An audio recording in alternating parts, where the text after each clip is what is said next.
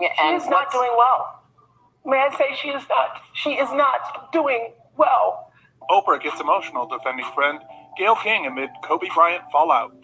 Oprah Winfrey appeared on Today with Hoda Kotb and Jenna Bush Hager on Friday and addressed Gayle's controversial interview with retired WNBA legend Lisa Leslie earlier this week, in which the CBS This Morning host questioned Lisa about Kobe Bryant's 2003 rape charge. The case was dropped after the accuser did not testify and settled out of court. Since Gayle's interview aired, the host has received a barrage of backlash online from Lakers fans, Snoop Dogg, Bill Cosby, and more. Oprah gave an update on Gayle since the controversial clip aired. She is not doing well. May I say she is not? She is not doing well because she has now death threats and has to now travel with security, and she's feeling very much attacked. You know, Bill Cosby is texting from is tweeting from jail, and she's not doing well. 50 Cent spoke to Access Hollywood following Gayle's sit down with Leslie and said he thought Gayle's question was, quote, unfair. I don't understand what the goal is. To be honest, after the man passed away, what is the goal at that point? Do you think that it's unfair to his legacy? I do think it's unfair. And I'm all for the actual movement and support of the movement. But is it for justice or is it for revenge? Because there's a point that the accusation is that they destroy everything, and there's no system involved. We're talking about problems that we have with the system, because the system doesn't work without good people. But if we leave it to the public court of opinion. Hours after 50's comment, Gayle responded to the backlash on Instagram, saying the network aired the clip out of context without her knowledge, and she was, quote, mortified by how the moment was received. I know.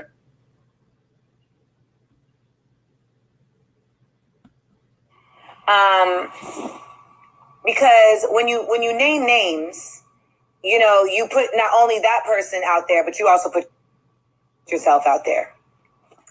But I feel as a woman who makes it my business to be a warrior for the truth, that it needs to be said.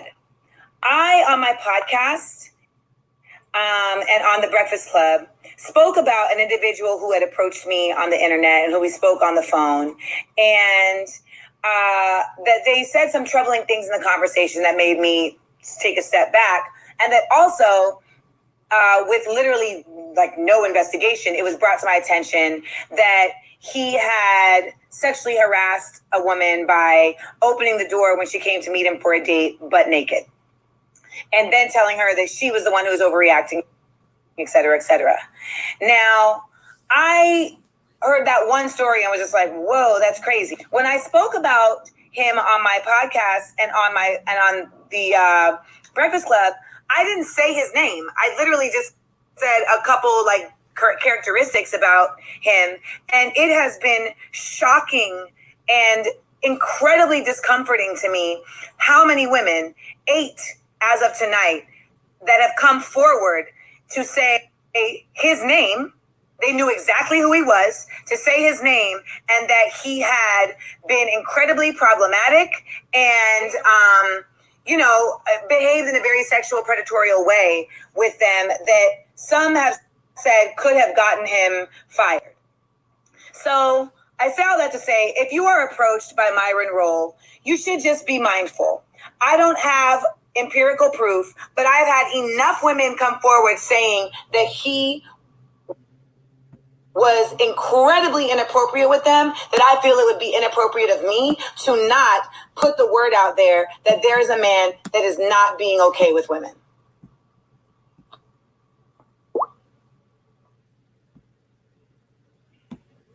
What's going on, Bianca? How are you? I'm doing well, love. How are you? I'm doing pretty good. I can't complain. If you That was interesting. What was that? What was going on with that there? So that was Amanda Seals talking about Myron Rolle. She went on the Breakfast Club and decided to try and, she didn't mention the man's name, but she pretty much described him to a T. and made some speculations, said some hearsay, and basically accused the man of being a sexual predator. Um, And the who man, is this Myron guy? he's an ex football player turned doctor. Ah, yeah. Okay. So basically, what the dynamic of that was is she said all that crazy shit. I don't know if it was for attention or for what, and then come to find out, she had never met dude. She had a conversation over the phone. According to Myron, he wasn't really interested and didn't really want to show her affection. So the blowback was real. She did a response video. I did try to find it. I couldn't quite find it. That's just me having lack of technical skills tonight for whatever reason. But she basically got up and said, "So what?" Uh, Tonight's show in general Wow. is the conversation of black female media being ain't shit. Um, Especially Mm. in the last 2 weeks. I feel like it, anything, any shot that these kind of bad wenches can take at black men, they are taking with no delay. Mm. Specifically, Gail, Oprah, The Root, Blavity, and a lot of them shea butter Twitter feminists. Mm. So So you're upset about the Kobe Bryant thing. I'm less upset about the Kobe Bryant thing and more upset Mm-hmm. over the dynamic as a whole. You choose to Mm-hmm. go over the top to catch these white men, to come after these black men, chase them around, and these white men are skating by using black men as the face of sexual predatory nature, Mm. and I take issue with that. I think that it's a matter of well, I'm not gonna let me want to try to diminish how you feel because it's important. Um, but my personal feelings about it is that it's a perspective thing for me personally. Um, because I just don't view it the same way. Only because I watched the whole interview and it just wasn't abrasive for me. I just Which felt like it was a normal interview, and the way it was chopped and screwed. When I saw the snippet, I was like, ah. But then when I I watched watched the the whole interview, video. I was like, oh, I watched the whole interview my damn self. I watched them walk around that house, yeah, do all the walking and talking. yeah, and all Regardless the of, the foofy stuff. yeah, that's cool. But if I wrap my hand in velvet and I punch you in the mouth, I still punched you in the mouth. It may come No, across a no, little softer. absolutely. See, So Yeah, I this felt like is like a what. little smooth. See, what was that, Mela? Go ahead. see, I had this discussion with you gentlemen about the Well, speak it agenda. again for the people to hear it. So for the people know, for the Mela people know. Hmm. The agenda is to promote the it's the promoting toxic masculinity agenda that is prevalent among the blue bloods and the trickle off Negroes uh, Them to Jack and Jill perpetrate kids, it. them Jack and Jill I, kids. You talking about them bootleg niggas? hear me out. I mean, we always go to the highest bidder when we desperate, right? And if you love making money, hell, Janet Jackson's going on another world tour. I mean, doesn't she have enough money? Sometimes something is not enough for people, and if they Janet have might not have that aspiration, money then. well, any event that people want to aspire for a higher ground, they're willing to compromise their very soul as to what narrative they will push. And in my humble opinion, the narrative was to push that toxic masculinity is forever bad. That toxic masculinity exists, I should say. That is the agenda, to promote that toxic masculinity exists. It's to further feminine what they call it, the feminist movement. Yeah, they intend to keep their foot on men's necks. Okay, they got a taste of power, these legislative changes throughout decades, and they have no intention of losing that power. And in order to do that, they have to keep their foot on men's necks in general.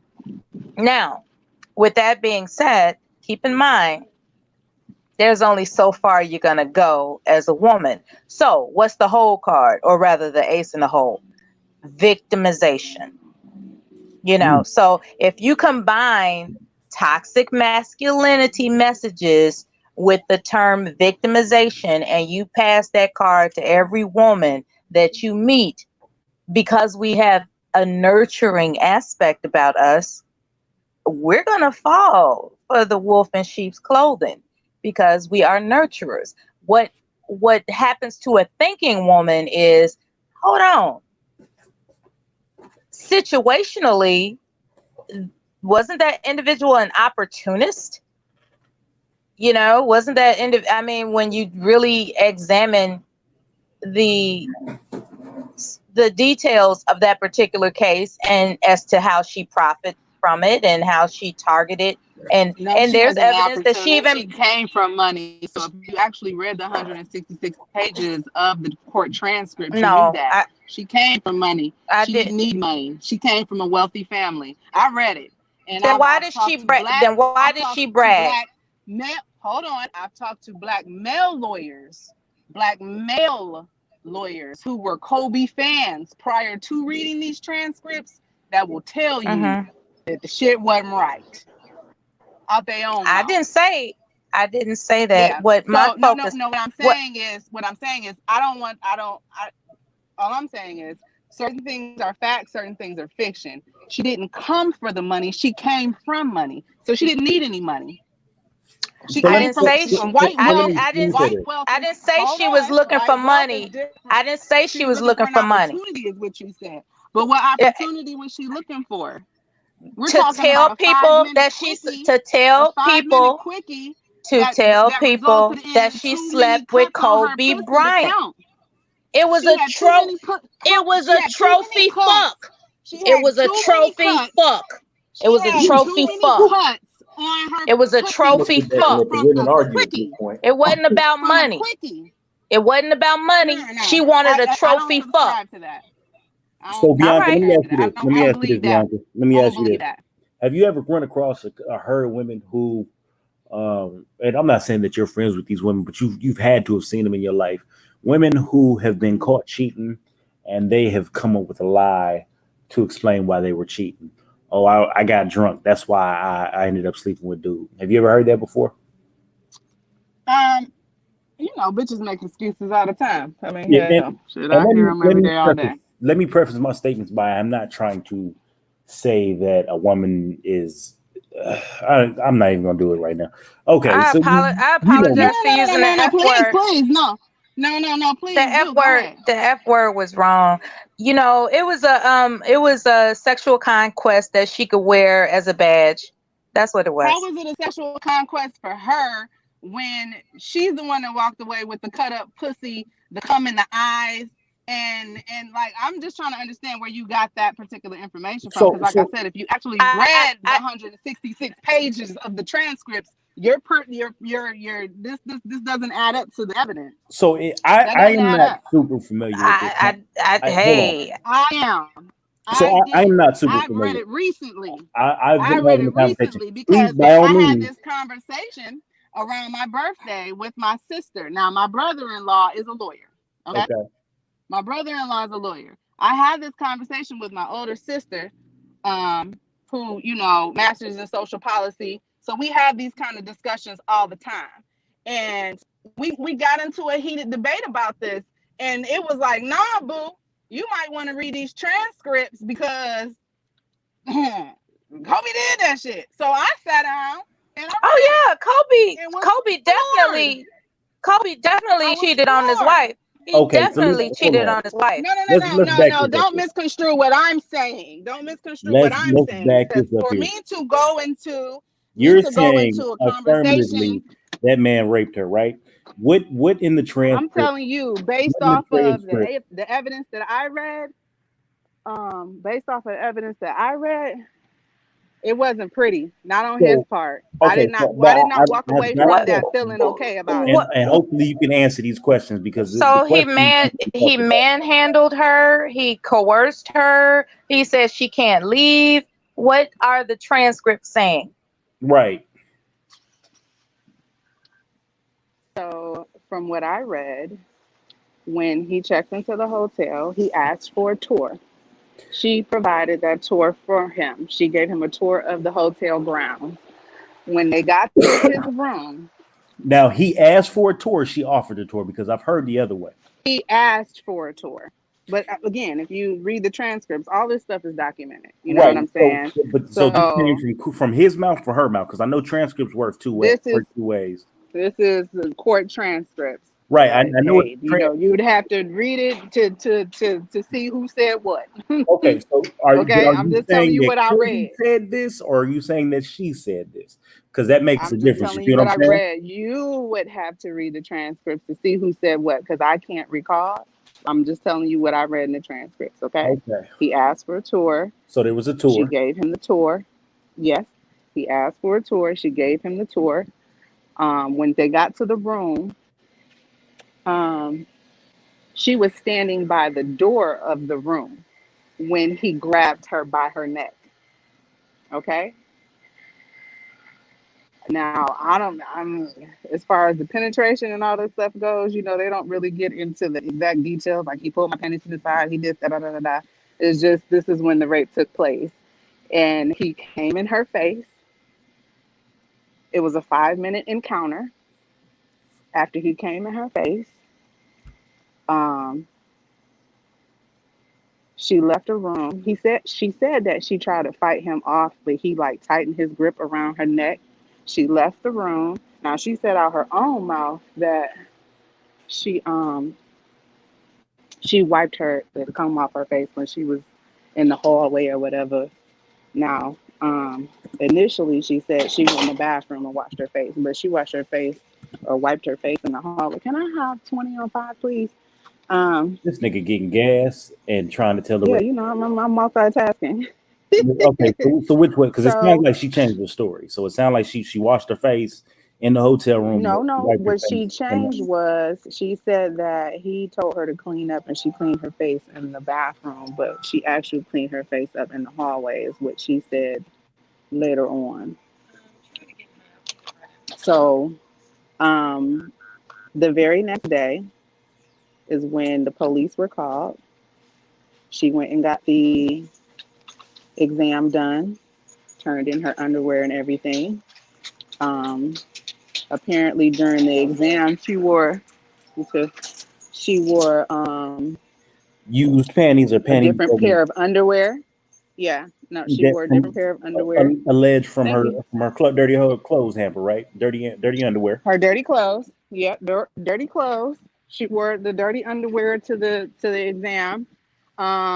So of course I don't. Well, I've been through one of those exams. So when you go to those exams, they take everything you have on. They don't give a fuck where you coming from. They take everything you have on. But her clothes had already been given to the detectives. So they had her clothes. They took the shit that she had on the exam. That's where they found the other semen sample at or whatever. However, the results of the exam were, I didn't ask this bitch for no 87. She fucking retarded. Niggas, Anyway, listen. so sorry. So, so, So she so got down. let me stop They you. found the other sample. One second, one second. Let me stop you. So I'm reading it up now, right? So Uh okay, huh. Go ahead. it wasn't a day later. She went 3 days later. But go ahead. I just wanted to clarify that. I'm still trying to catch up. It wasn't shit. It's 3 days later when she went to the exam. You Yeah. got me from 87. Have 89, please. Um. So That bloke. sorry. Yeah. 'Cause what the fuck? Who get that cheap shit? So anyway, uh, Anyway, so they took the underwear, did that, found the other sample or whatever. The results of that particular exam is where, like I said, it was too many cuts on the pussy to count. And they said that it was from whatever little sexual encounter that she had from him that had been received recently within the last however many hours. Um, and that's just really a brief synopsis of what I read. Between him throwing that cum stained T-shirt in the detective face, him telling the motherfucking detectives that Shaq, he should have just did what Shaq did and paid the bitch to keep her quiet because this is what he do to his girls. I mean, everything. It was just a lot. It was a lot. It was a lot. Like I said, it's 166 pages, so that is more than just a brief synopsis. That's like a. Is there a link to it? It's one of these Actually, things yeah, there where- is. I'll drop. Yeah, she can Thank drop it. you. So I'm Thank you. running through it. This is a lot of like court minutes and little bullshit here. So it's not like 165 like a book like you would think. It's some like bullshit here. Oh, I'll some read minutes it. here, I'll minutes read there. it because I'd like to be accurate in what, I'd like my opinions to be based in accuracy as opposed to outrage. So Exactly. And that's all I'm saying. And I'm going to tell you this because I hate Kobe person. I'm not one of those people. I'm not none of that. And I feel like bad taste is bad taste. I feel bad for that man. I feel bad for what has happened with his family. But I'll say this. I think a lot of times black people need to just say their RRPs and then keep it moving because we'll stick our neck out and put our names on the line for a lot of shit, and we don't even be knowing the facts because niggas don't read. And I'm just keeping it a buck. The niggas don't read, and I've been telling y'all better read this shit because you putting your name on the line and you sticking so your neck out for something. I'm And Kobe said out his own mouth. Now, granted, Kobe said out his own mouth, and we have to really take that for what it is. I viewed the situation as consensual, but I came to the realization that you didn't. And that's heavy because for him to come to the realization that she didn't, and for him to say that she was not seeking money, she was not trying to come up. He came out his own mouth and said that. That's so heavy for me. two things here, right? I'm reading through this and I'm really trying to skim it. It it's not saying that Kobe asked, uh, as in Kobe said he asked. I'm getting two different basically versions. Basically, it was offered via the female, the woman. She stayed 3 hours after. I'm running through this shit. Her shift. Yeah. Mm-hmm. So it kind of seems like she was hanging around for the clout she was trying to get with the nigga. There's a lot of shit going on with this. Now, she was anally. I mean, listen, touching I've her anus. seen niggas, grown men chase little Boosie around. That's What does cool. that mean to me? That's cool. But You know what I'm saying? but this, Because but this is a woman. being starstruck is being starstruck. You That's know what I'm cool. saying? I can That's see that absolutely cool. if she worked the front desk and she was say Oh shit, gonna go the there. concierge.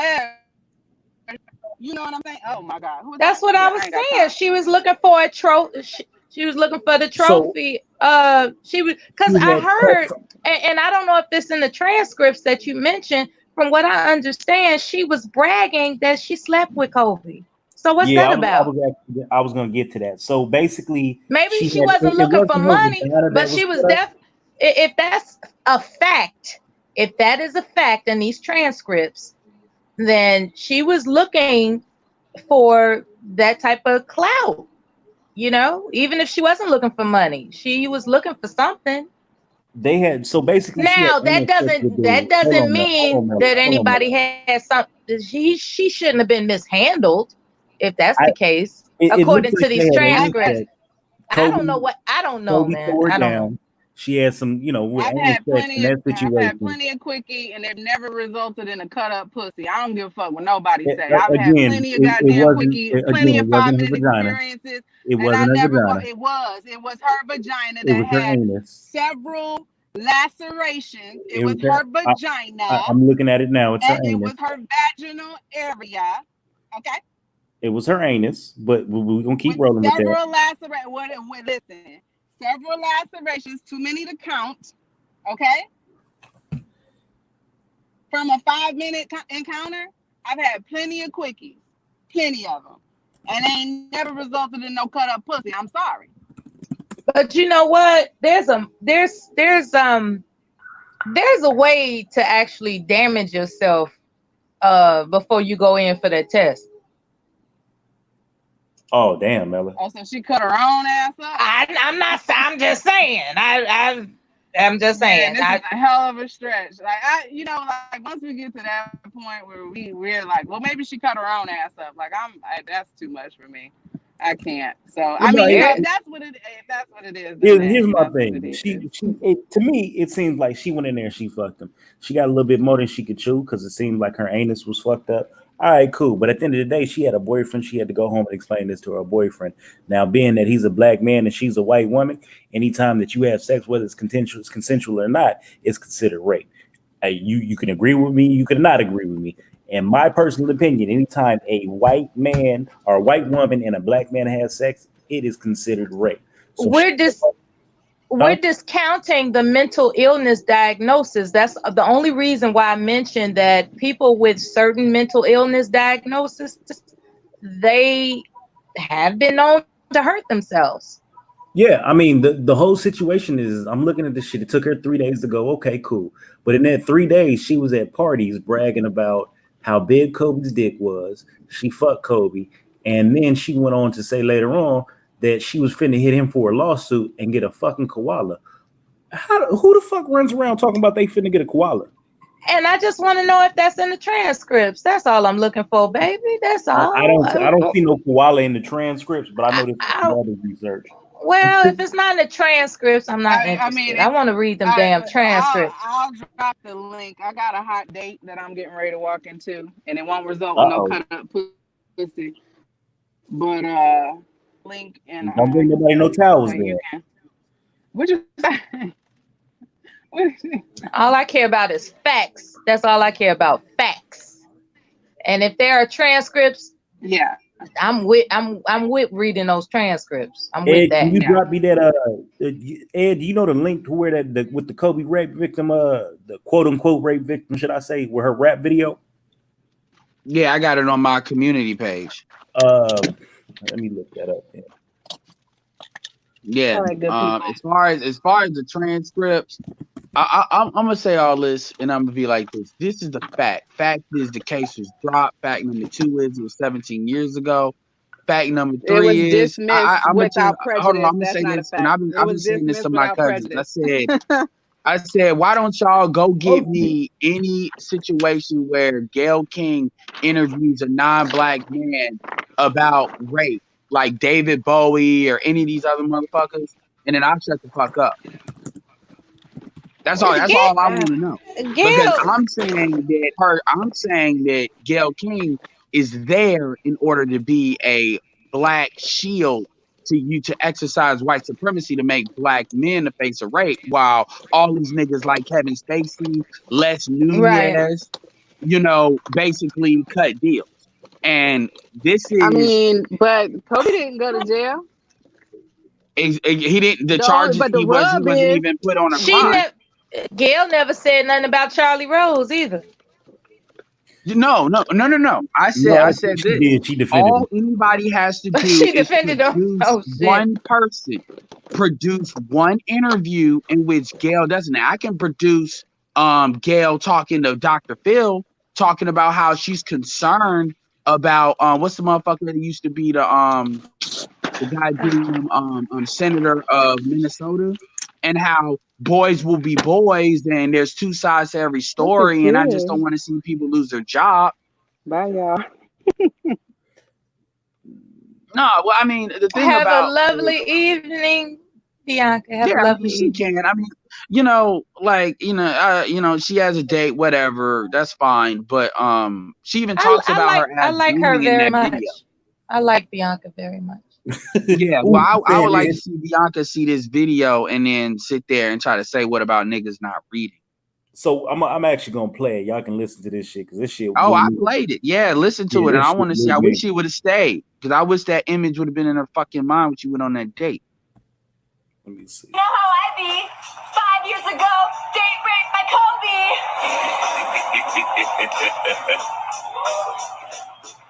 You know how I be 5 years ago, date raped by Kobe. And who the fuck is she high-fiving, by the way? Wait a minute. She's Work at a hotel when Kobe rang the bell. Said, bring me some towels. Then he bent me over a chair, pulled on my hair, and tore up my bowels.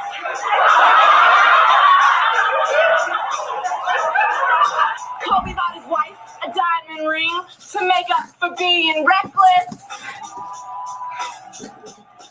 But I also got some bling when he pulled out his thing and gave me a pearl necklace. Haters say, look how she was dressed, but I didn't look my best. My uniform was a mess. I looked like a Denny's waitress.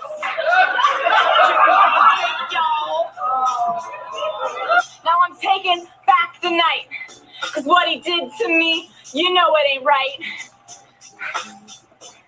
It was consensual, he said. So Kobe, tell me why my ass bled. So Kobe, tell me why my ass bled. Tell me why my ass bled.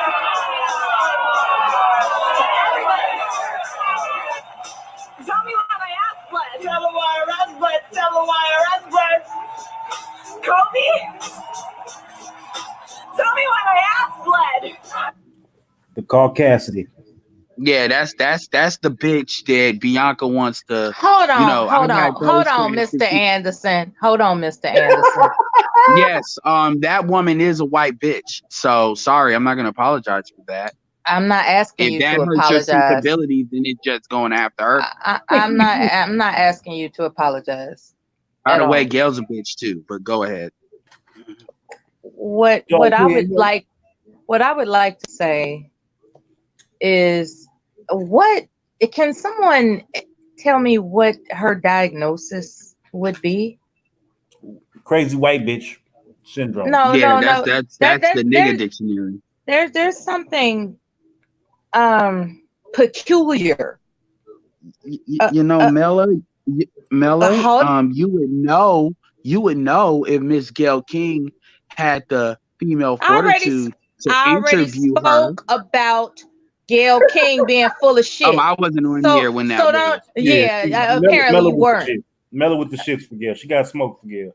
Yeah. Well, what I'm saying, this is what I'm saying. I'm not making. Old ass Gail is full of shit. She on them white people's job trying to make a name for herself. I already said that. What I'm talking about is the video that I just saw. I'm not a psychologist, so I don't know the terms. All right. That's what it was. It was coccyzoiditis. All right. Nobody knows the diagnosis. Okay. That's called. This is why black men shouldn't go red pill for black women to only be blue pill for non-black women, because you can catch crazy bitchitis and a no-name bitch can bring down a dude like Kobe. I've seen people in many different facets, and I just wanted to know a diagnosis. If you don't know, that's fine. Thanks for your time. Hey, Don Juan. Hey, how y'all? Everybody doing? What's up, fam? Nah, Mella, I don't know her legitimate diagnosis. I'm being ignorant about it, but nah, I'm gonna look it up right now just for you.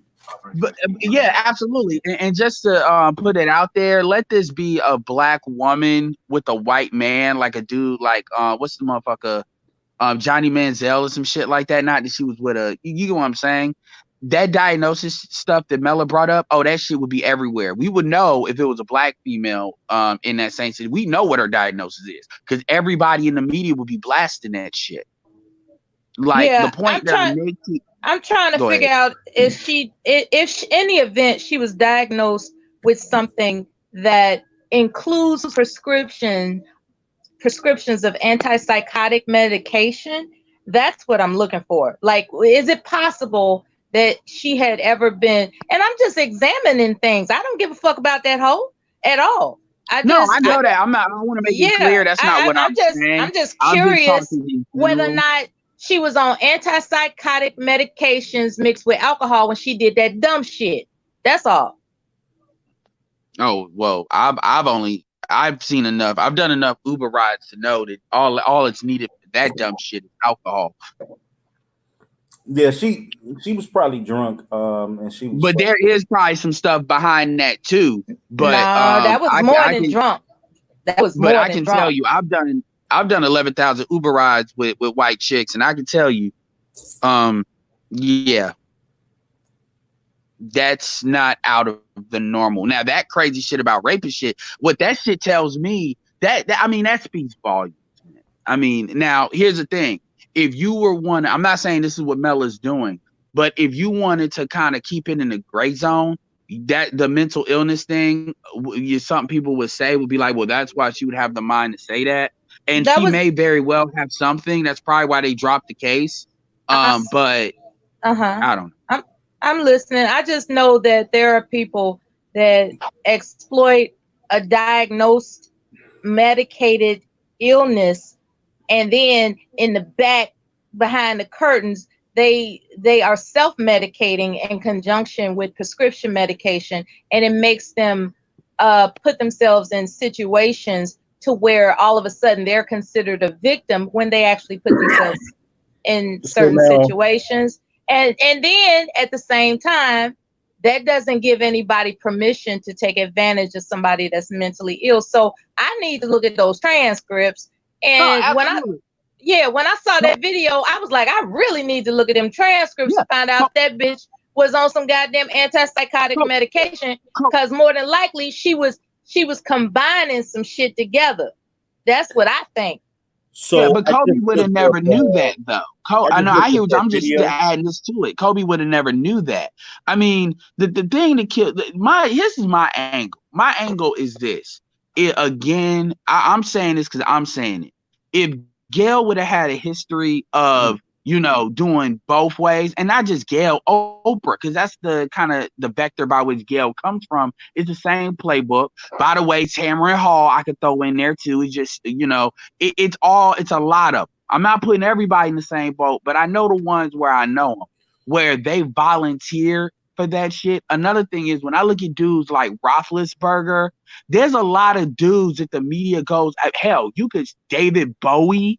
There's a lot of dudes that when you really look, I'm outside of these Me Too execs, because there's a meme of like literally 35, like Charlie Rhodes and all of them, that none of these people are being talked about, and behind the scenes they're able to cut deals. Why we bring up R. Kelly, which I don't care about, or we bring up Bill Cosby, which I think they lied about him. Real talk. I know he fucked all those women. I believe that, and that's between him and Camille. If Camille wanted to take him for everything he had, I for damn sure wouldn't have nothing to say about it. But as far as legally, I think they put him in jail on some political prisoner type of shit, which he'll probably die in jail. That's what they do. And what I didn't hear all of what Bianca had to say, but this thing where it's kind of like I just feel like it's kind of like it's on some, well, he fucked the non-black bitch and that's what he gets. That's the shit I was getting from Bianca, but I didn't listen for that long, so whatever. So basically, I just looked up that information for the woman's name is Caitlin Faber. That video we just watched was not her. It was actually an actress named Whitney Talbot. I did just verify it. It's on Deadspin. So that wasn't her. That was some corny shit that somebody put out that probably got 5 minutes of fame. So at least that's good to see. Well, I'll say this. My question is, if you want to bring it up, I like to set precedents on these things. And the precedent with putting these with black men, right, is first you bring up the accusers and you put them out here. And by the way, they did this with Monica Lewinsky, with Bill Clinton. So there's a precedent of men with power. My question is, if you're going to talk about it, why not get her up? Now, maybe she doesn't want to come up. If she doesn't want to come up, then it's quite frankly shouldn't be anything to talk about unless you're doing slander. Because quite frankly, Gail is open in CBS to really being sued. And by the way, not just Gail, CBS obviously greenlit it. CBS probably promoted it. So I put them in the same boat. CBS. Another thing I would say too is even if she did not want to say anything, because one of the things that Gail said is that this stuff was aired before Kobe died. That's possible. If that happened, why is it that you not try to reach out to Kobe and reach out to his people? If you really want to talk about it, why wait till he died if he was already alive at the time? You interviewed R. Kelly, and there's interviews where she talks about the back and forth with going. No, I get what you're saying, but I'm saying, because everybody doesn't believe that. Mela, you gotta understand, there's a lot of people on the ground that they see Gail as an older black woman, and they see her being unfairly attacked, and they believe that black women just get the shit in on the stick on this. And if it was a white woman, people would be challenging it. So this is for those people, in order to say, okay, if you just look at this at face value and take what she's saying at face value, these are the questions I would have. Because if that take is fake, that take is fake. Gail did some dirty shit. There's no question about that. She was doing it because she's selfish, ambitious, and she approved a salacious sit down. She approved it. You can't tell me that they just passed us something to read. She approved that shit. And she didn't see it as salacious. The same script. Exactly. She didn't see it as salacious at the time because her ambition got in the way. And she's selfish enough to do that. I won't call her a narcissist and all these words that are going around. But when you're selfish and ambitious at the same time, you're going to entertain some salaciousness. Let's get that straight. Now, what I would like to know are those transcripts, because what's important to me, not necessarily anybody else, is whether or not Gail fucking lied to do it. Now, if Gail is calling this woman a victim, I want to know, is Gail, you see, that's what I want to know. I want to know, why was Gail pushing the whole victim word? She said the victim. She didn't say the woman's name. See, y'all sleeping on some shit. Gail didn't say the woman's name. She said the victim. And that is a marketing tool to exploit the concept of black male toxicity. That's what their fucking agenda is. Okay? That's what they trying to push. It's better coming from you, because if I say that shit, I'm a nigga. Of course I'm going to say that. Yeah. And Camille said that too, by the way. Camille Cosby, shout out to her. She said something around what you were saying. She didn't do the victim of the marketing tool, but she did say the rest of the part as far as the toxicity. Gail know what she's doing. Gail learned from the best. She learned from Oprah Winfrey. But like I said, in a situation like this, what you want to see is really, this is where black women are. When it comes to dealing with black women, in this environment, it has to be black women taking the lead in dealing with other black women. Because, like, for instance, if you look at how it happened with Lisa Leslie did what she was supposed to do. She wasn't supposed to be argumentative. She was supposed to stay on code, which she did. And then Snoop, technically in a perfect world, did what he was supposed to do. But you see how they're remixing that into, well, Snoop threatened her. Snoop hates black women. Fuck the fact Snoop's been married to a black woman for 23 years. They all should have shut the fuck up. They all should have been quiet and just let the general public have their, their streams. They would still frame it as they still, because it's a lot of. I think Gail responded because she had never responded before. She responded out of guilt. She was like, "Damn." Yeah. And I think that's too, what I think she's lying everything about vibrated. Everything vibrated from there. She knew that she was exploiting the opportunity to promote black male toxicity agendas. That's what I think. But she has a track. Again, she learned from the best. She learned from Oprah. And like I said, there's a whole, but here's the thing. I would argue it's probably like 40 to 50% of black women. Black women are pretty 50-50 on this, as far as your opinion, or at least an opinion saying that she went too far, as far as, okay, if you ask the question, it's when you tried to lead Lisa is where half of them really like, that's where she messed up. And then it's 50%. That's what she fucked up. Like, she's a black woman. That's what she fucked up. Because she told Lisa, but you wouldn't really know that. Like her fucking grandmama talking to her, like you know what I'm saying? It's like, how are you gonna tell a grown woman, but you wouldn't really know? That's a leading statement. That's like, how are you gonna tell somebody they don't know what the fuck they talking about? Okay, and that's what I didn't appreciate. It's like, wait a minute, Lisa just said what she said, and you gonna tell her what she said is some bullshit? Come on now. But even anybody with that, but even with that, you still have, like, they're still framing it as, you know, because they're not just talking about Snoop. They're talking about, like, even before that. And I'm talking about black men, by the way. I'm not even just talking about black women. You got people like Michael Eric Dyson. You got people like Mark this panel. Hill. I'm starting to use profanity. I'm using profanity. You got people like Coach, where they're using the term black men, and they're always going to frame it as a misogynistic argument, because that's the vector by which they can frame black women as a victim and make black men the villains. Like, it's clear when you look at this, how you see these are the rules that they go. And then you got some white people throwing in it. You got some non-white, non-blacks throwing their 2 cents in it. But they all keep saying the black man is a villain. Look at the black man beat up the black woman. And that would have happened regardless of Snoop Dogg. Snoop Dogg just made it easier, I'll admit, because of the language he chose to use. But even without that, they were still revving that up to make it like black men are just this ominous abuser of black women, to change the subject.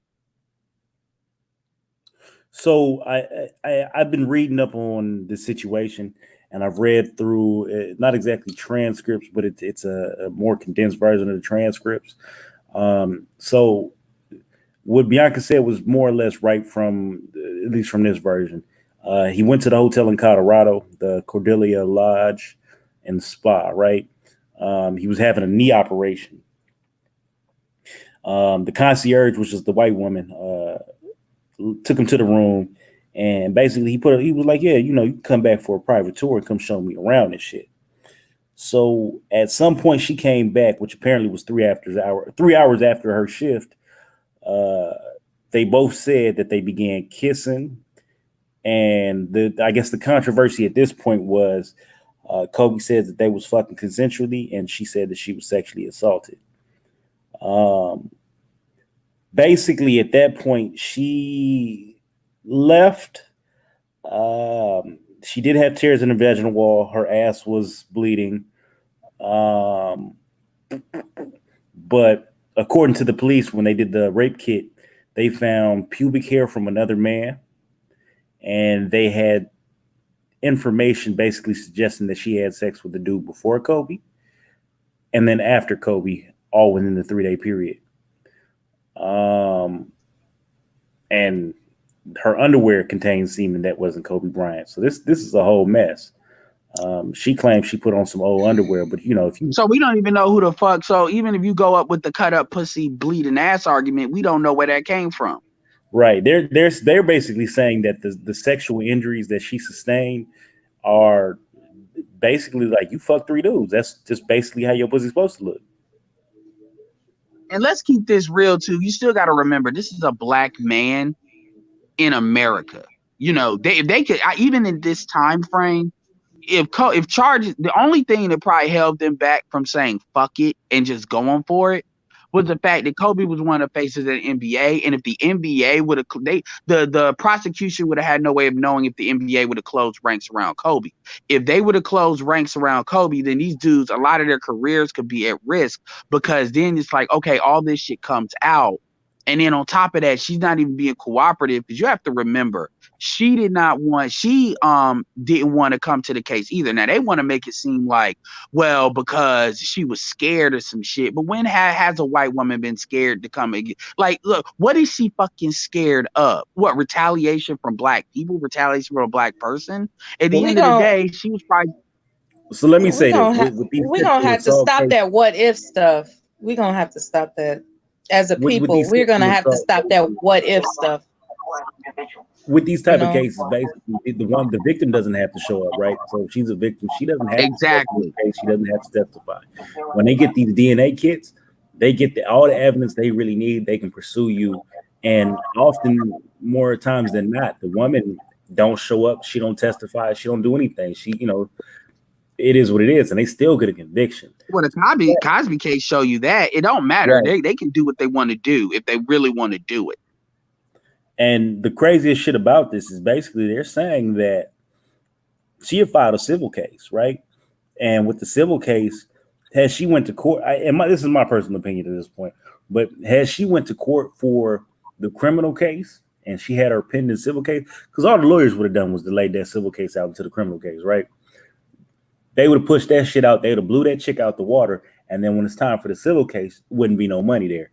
At least if she set some terms and say, hey, listen, I'm not going to testify, but I'm going to need you to give me a public apology. And we'll go ahead and make this settlement right now where I get this $2.5 million. She came out like a bandit. It's no ands, ifs, or buts. And at the time, you got to remember this shit usually closes the shit out. You know, this is some new shit where they want to go back decades and shit like that. Because let's keep this all the way real. If you go back decades in the heavy rock band era, all them motherfuckers are guilty. All them motherfuckers got dirt. If you go back in the heart of the Playboy Mansion and shit, all them motherfuckers got dirt.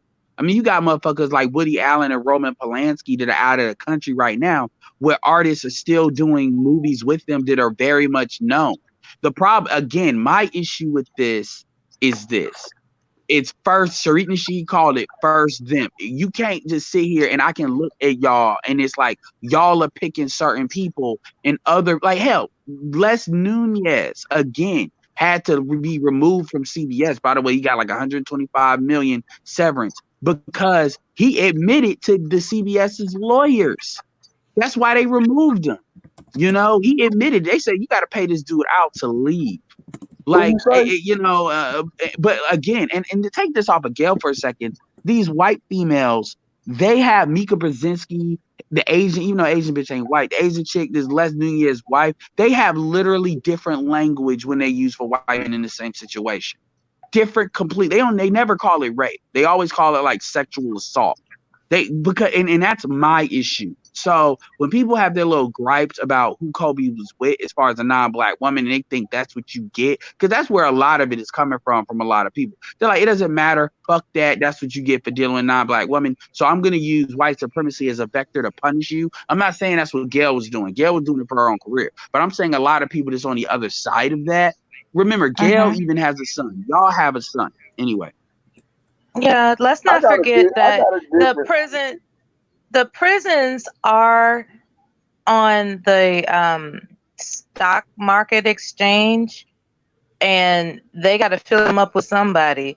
So as long as there's justification to profile you black men and it's perpetrated through media, then black female media ain't shit. I mean, I can understand the title of this stream because there's an underlining issue with filling up these damn jails, okay? And they would rather fill them up with black men than anybody else. And they are going to coerce people into thinking that black men ain't shit. And they're going to perpetuate that with all these terms like black male toxicity and, you all create victims and all that other dumb shit. That's not true. And that's what they're going to do. They're going to utilize you guys as tools for their purpose. It's on the stock exchange now. We all know they have prisons, right? We all know that. They got to fill them up. And who do you think they're targeting? Okay? And that's all I'm saying. Be aware. Ain't nobody to be aware pussy more than white men. It's to be alive. I just want to announce that in the chat, if y'all look, I did drop the link. Y'all can go on the Smoking Gun. A lot of those documents are on there. I'm seeing a lot of shit. Basically, the chick wrote an apology letter because she told a lie to the police, and she was trying to explain the lie because the police was looking at her crazy. This shit is wild. And by the way, I'm gonna say this too. Had this been a black woman against a white man, and you were talking about the police shit, that shit, man, she would be punished for that shit.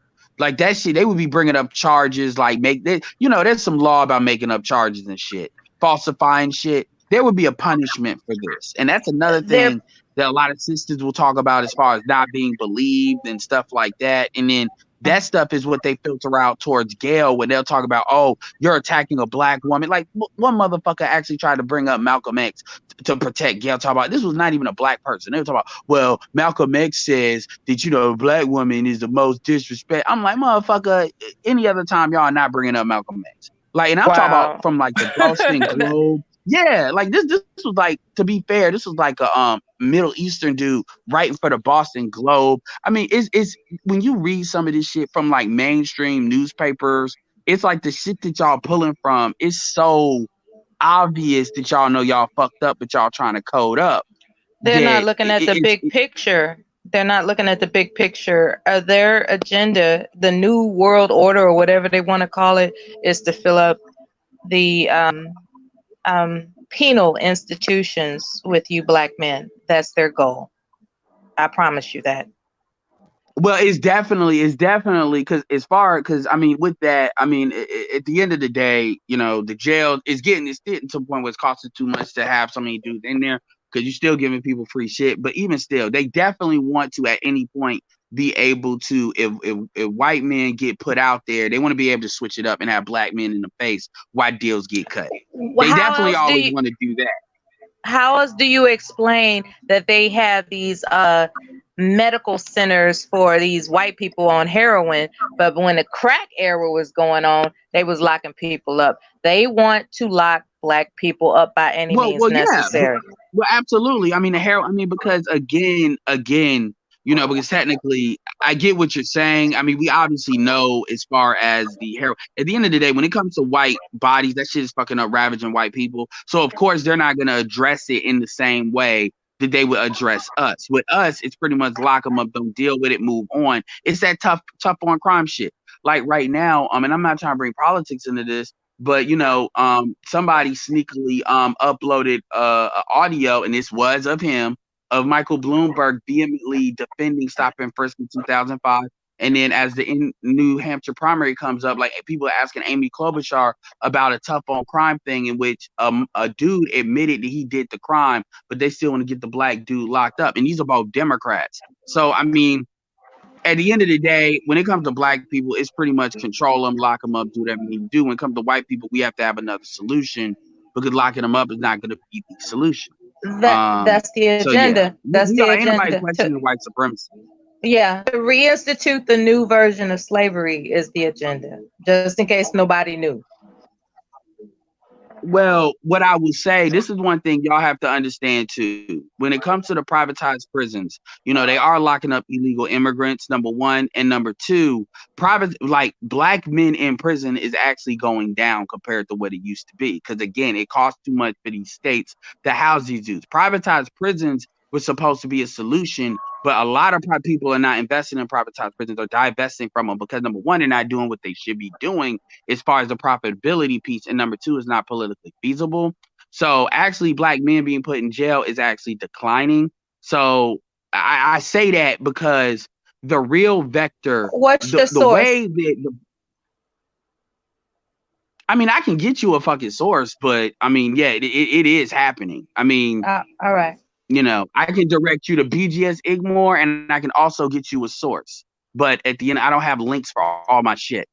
But at the end of the day, yes, the trends in the charts it has been declining. Like more niggas, I'll say this: more black men are not in jail today than they were in jail 10 years ago, and that's the same thing for 10 years before that. That's good news. If you want to go to blackdemographics.com, you can go there to get it. But yeah. Okay, well, I'm gonna say this: I don't feel like everybody else, but I understand. So I understand why everybody coming out. They're upset with Gail about her asking the questions and shit like that. But for me, I'm not I'm I'm not blown away by it. I'm not surprised by it. With that being said, she was just she doing her job. You know what I'm saying? Her job is to ask questions. Fact is, Kobe did fuck a white girl, and he was charged with rape. Was that an appropriate time to actually ask her those questions that she was asking? That's debatable. But at the end of the day, that's what she do, right? And then to say black media, right? That technically, I don't even think it's black female media. I don't even think it's any black medias that we own. Like, do we even still own BET? I think like BET is not even black owned no more. So it's when it comes to networks, we don't have a network that's really out here. That's black owned. Not that I can recall. And if I'm wrong, I guess somebody, let me know. I mean, Essence is owned by a black man. But my question that I would ask you very simply is, first of all, Gail's not a fucking journalist. I'm fucking tired of people calling her a journalist. That's Well, number one. that's And no, I ain't debatable. talking about you. I'm talking about in general. But what No, I I'm would just saying ask you is, if debatable. she was just doing her job, why is it her job only involves black men on shit like this? I was wondering why y'all couldn't hear me. That's the only question I have, because people keep saying that's it. Why is it her job? Why is it conveniently not her job? Gail don't have her own platform for one. So you're gonna just charge it to I could see CBS? if it would have came from Oprah, then I probably maybe would been maybe received it somewhat slightly different. And my stance on Oprah is Really? very different from Gail. But with that being said, Gail is like a puppet. I look at Gail like a puppet. Mella, do you agree with that? Who actually Let me pulling the jump in. strings Let me is just not- jump in the is mix not real Gail. quick.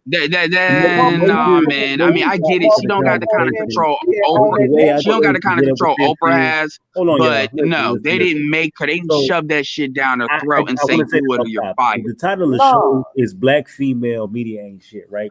And obviously, we're black people, and we all understand that we are under a system of white supremacy. So black people don't control any real media. The only black person that has any form of media control is who? Byron Allen. And Byron Allen is currently crying up the Supreme Court. So when I say black female media ain't shit, what I'm referring to is the ones who are out here reporting on the shit. Yes, they are not in control of the media. However, they are in control of what the content that they put out. So if we look at it over a whole, and we're gonna go over more than How a is few Gail in control of the content and the questions that she asks on another person's network? She don't have to ask the questions. So what do you Nigga, mean? I'm gonna tell you right now, Don Juan. If that was a She black don't man, ask the questions, they gonna get I'm gonna say somebody this else straight up. to do it. If this was a Wonderful. reverse There's somebody situation else and that now. was a hold on, Donnie, She's one doing quick a question. job. If that was a black man, doing that to a black woman, you wouldn't say the same shit. I promise you wouldn't. I'm not even gonna say that. You gotta have How you gonna say If that? that was Michael I'm Eric moving like Dyson or Mark Loud Lamont Moving like Hill, Loud and you If saw it them was attacking a the black same female, scenario you would not where say the just same an shit. interviewer or a journalist, whatever you want to call them, and that's doing their job, that's asking questions, yeah, they don't own that network. They doing their job. Okay, Now, I so can see let if me it was somebody else like Oprah, okay, now Oprah that does would the be same somewhat shit. different. wait a No, minute. Oprah And would be Gail different. comes from Oprah Oprah. owns her own Gail is network. only Look at it. there because Oprah got her Nah, foot And for there. not supporting nah. black people is All You right, said it totally was man. You her just different. job. to You heard But charge that. it. no, she Now, has you her said it was Find a own her better way job to network, to charge just ask it. like these That's all. Gail. questions, right? Gail works for NBC. Gail Don, can't goddamn do what she want to do. I Oprah get it. can. Don. You said it's Gail's job to ask these questions, right? I said Gail was doing her job by asking questions. Correct. Okay, so she's asking these questions. She's putting it out here, and pressing upon the fact that Kobe Bryant was accused of sexual assault. She used the word victim, which implies that he was guilty of the sexual assault, right? You can't be a victim unless you are victimized. Therefore, there must be a victimizer. She made it a point to input that into the conversation that when Lisa Leslie said that the case was dismissed, she said it was only dismissed based on the fact that this white woman didn't testify. Therefore, trying to push the narrative that he wouldn't have been a free man had she not testified, and it could have been for fear, whatever reason it was. Now, I say all that to say this: she, in your opinion, was doing her job, correct? Correct. So when it comes to Les Moonves and what's the other dude that she worked with, Charlie Rose, when she got up on air and she publicly defended these people, was she doing her job then? What did she do? I'm not familiar with what happened. So these are two sexual predators that she worked with who were accused of sexual assault, who were accused of harassing women and several other factors that came with that. She defended them. One is the CEO of the was the CEO of the corporation she worked for, and his ass was removed. So this ain't like small people. The other one was Charlie Rhodes, who obviously has been around for like fucking a decade or longer. Just because These are not small people. Yeah, I remember when Charlie Rose showed up on his show with a black eye. Cause he had cause got so big. I mean, look, man. I'm not against it, and this is why he had a black eye with a band-aid. I said, Charlie, and when I found out that he was sexually assaulting women, I said, is that what the fuck happened? Some bitch threw a damn red bottom shoe at his ass. What the fuck? I mean, but Gail defended him, right? You know, come on now. Oh, there's two sides to every story, or boys will be boys. I mean, shit, we could pull this shit up. I could pull up the shit with Dr. Phil, when she has a complete different language box for white men than black men. It's a completely different personality. It completely different. And it's not like this is the first time she did it. Look, people let it go with R. Kelly because it was R. fucking Kelly. A lot of people think, most people, I mean, shit, black men didn't give a fuck about R. Kelly. You didn't hear this. Motherfuckers were making fun of that shit, once saying shit about Gail, because they was like, it's about time. But up for that shit. So it's not like, but it still established a pattern. She just got away with it then, and I guess she thought she could do it with whatchamacallit. And by the way, not Kobe. R. Kelly did what he did because R. Kelly panicked. He ain't never had a black woman come at him like that. That nigga panicked. That's what that nigga did. But whatever. Yo, this shit. Because when that white chick did the same thing, R. Kelly knew what to do. It was when that white chick did the same thing, when that white man did the same thing, when he tried to go for it, R. Kelly got up and left. He knew what the fuck to do. That dude thought he was home. That nigga panicked. But whatever. So if y'all look at y'all screen, you see Charlie Rose. He over here fucked up. Mella ain't shit, and you ain't shit for watching. God damn. Yeah, this nigga got fucked up. Yeah, but and you know what? Hey, I'll give Don Juan that. But the problem that I disagree with Don Juan as far as her job is Don Juan is misrepresenting what her job is. Her job is not to be a journalist. Her job is to basically be a propagandist and to be a mouthpiece vector by which to put black men in the front stage so white men can like her boss, Les Nunez, and like Charlie Rose and others can basically do deals. Ain't nobody talk about the fact Kevin Spacey's the person who was supposed to testify against him died like 2 days before he was supposed to go to court. Ain't nobody talking about the damn what's the fucking Epstein situation. So if her journalist is designed to cover Me Too, and this is just a vector of doing it, I would let this go. If she was talking about anybody else and she didn't have completely contradictory comments in other situations that's similar to this, I wouldn't say shit. I'd be with you, Don Juan. I'd be like, I don't like it. It's inappropriate. She could have fucking waited till like a year passed or something, but it wouldn't be, all this outrage. Journalistic integrity is what they used to call it, right? Well, you stand for some things, you would stand for other things. But I agree with you. If she took this stance on Harvey Weinstein, if she took this on Jeff Epstein, and she was driving these white men just like this, and she said some shit about Kobe, I'd be like, well, damn, that nigga. Shit, did even mentioned it. Fuck driving them, even just mentioning it. She not only when she mentioned, hold on, it's important to say this, Donnie. Anytime she mentions white men, she always puts them in a completely different category. Well, like, you know what, man, Donnie, bring up that Dr. Phil and Gail interview. Type in YouTube Gail and Dr. Phil and listen how she talks. It's a completely different mentality as to how she goes about it. Completely different. Radio show. Plus, when she came on and was like, she was upset that only part of the interview was played. She wasn't complaining about the network told her to ask these certain questions. She was just complaining about a certain part of the interview being shown by the released by CBS.com. It didn't have any she knew what she was doing because, like I said, she never once complained about, oh, they gave me these questions. No, because that's not how it works. It's her show. CBS only gives a fuck about ratings. And they're not about to tell her you need to ask this shit or you're fine. Yo, CBS has been negotiating a big salary with her, and by the way, they still are. So I mean, no. Her being Oprah's girl and her not, trying to use her platform for anything other than what they're cool with is fine. Mela said it exactly how she said it, and this is why I said to Mela, it's got to be more women that lead the case on that shit. That one, that Dr. Phil one, you passed it. This one. No, is it 6 minutes? Yeah, any of them will do. I think do the one that one. Do that one. Yeah, there's two sides to a story, so I'm gonna play this and we go from there. We laugh a lot. Yeah, we do. I mean, sometimes it's gallows humor. Yeah. When it's something terrible, but we do laugh a lot.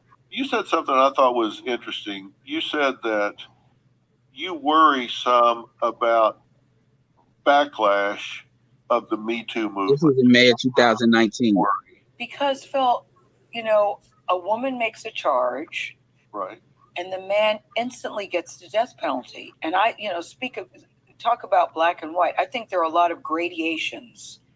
And it does bother me that in some cases, it's ready, aim, fire. And Gil been wearing the same damn wig for about 5-10 years, huh? No second chance. 66. They need to get a younger chick. And so I do worry. Lives matter. On the other hand, I also believe that most women don't make these stories up. I believe most women don't make these stories up. But for instance, I'll give the example that I was thinking about when I said that.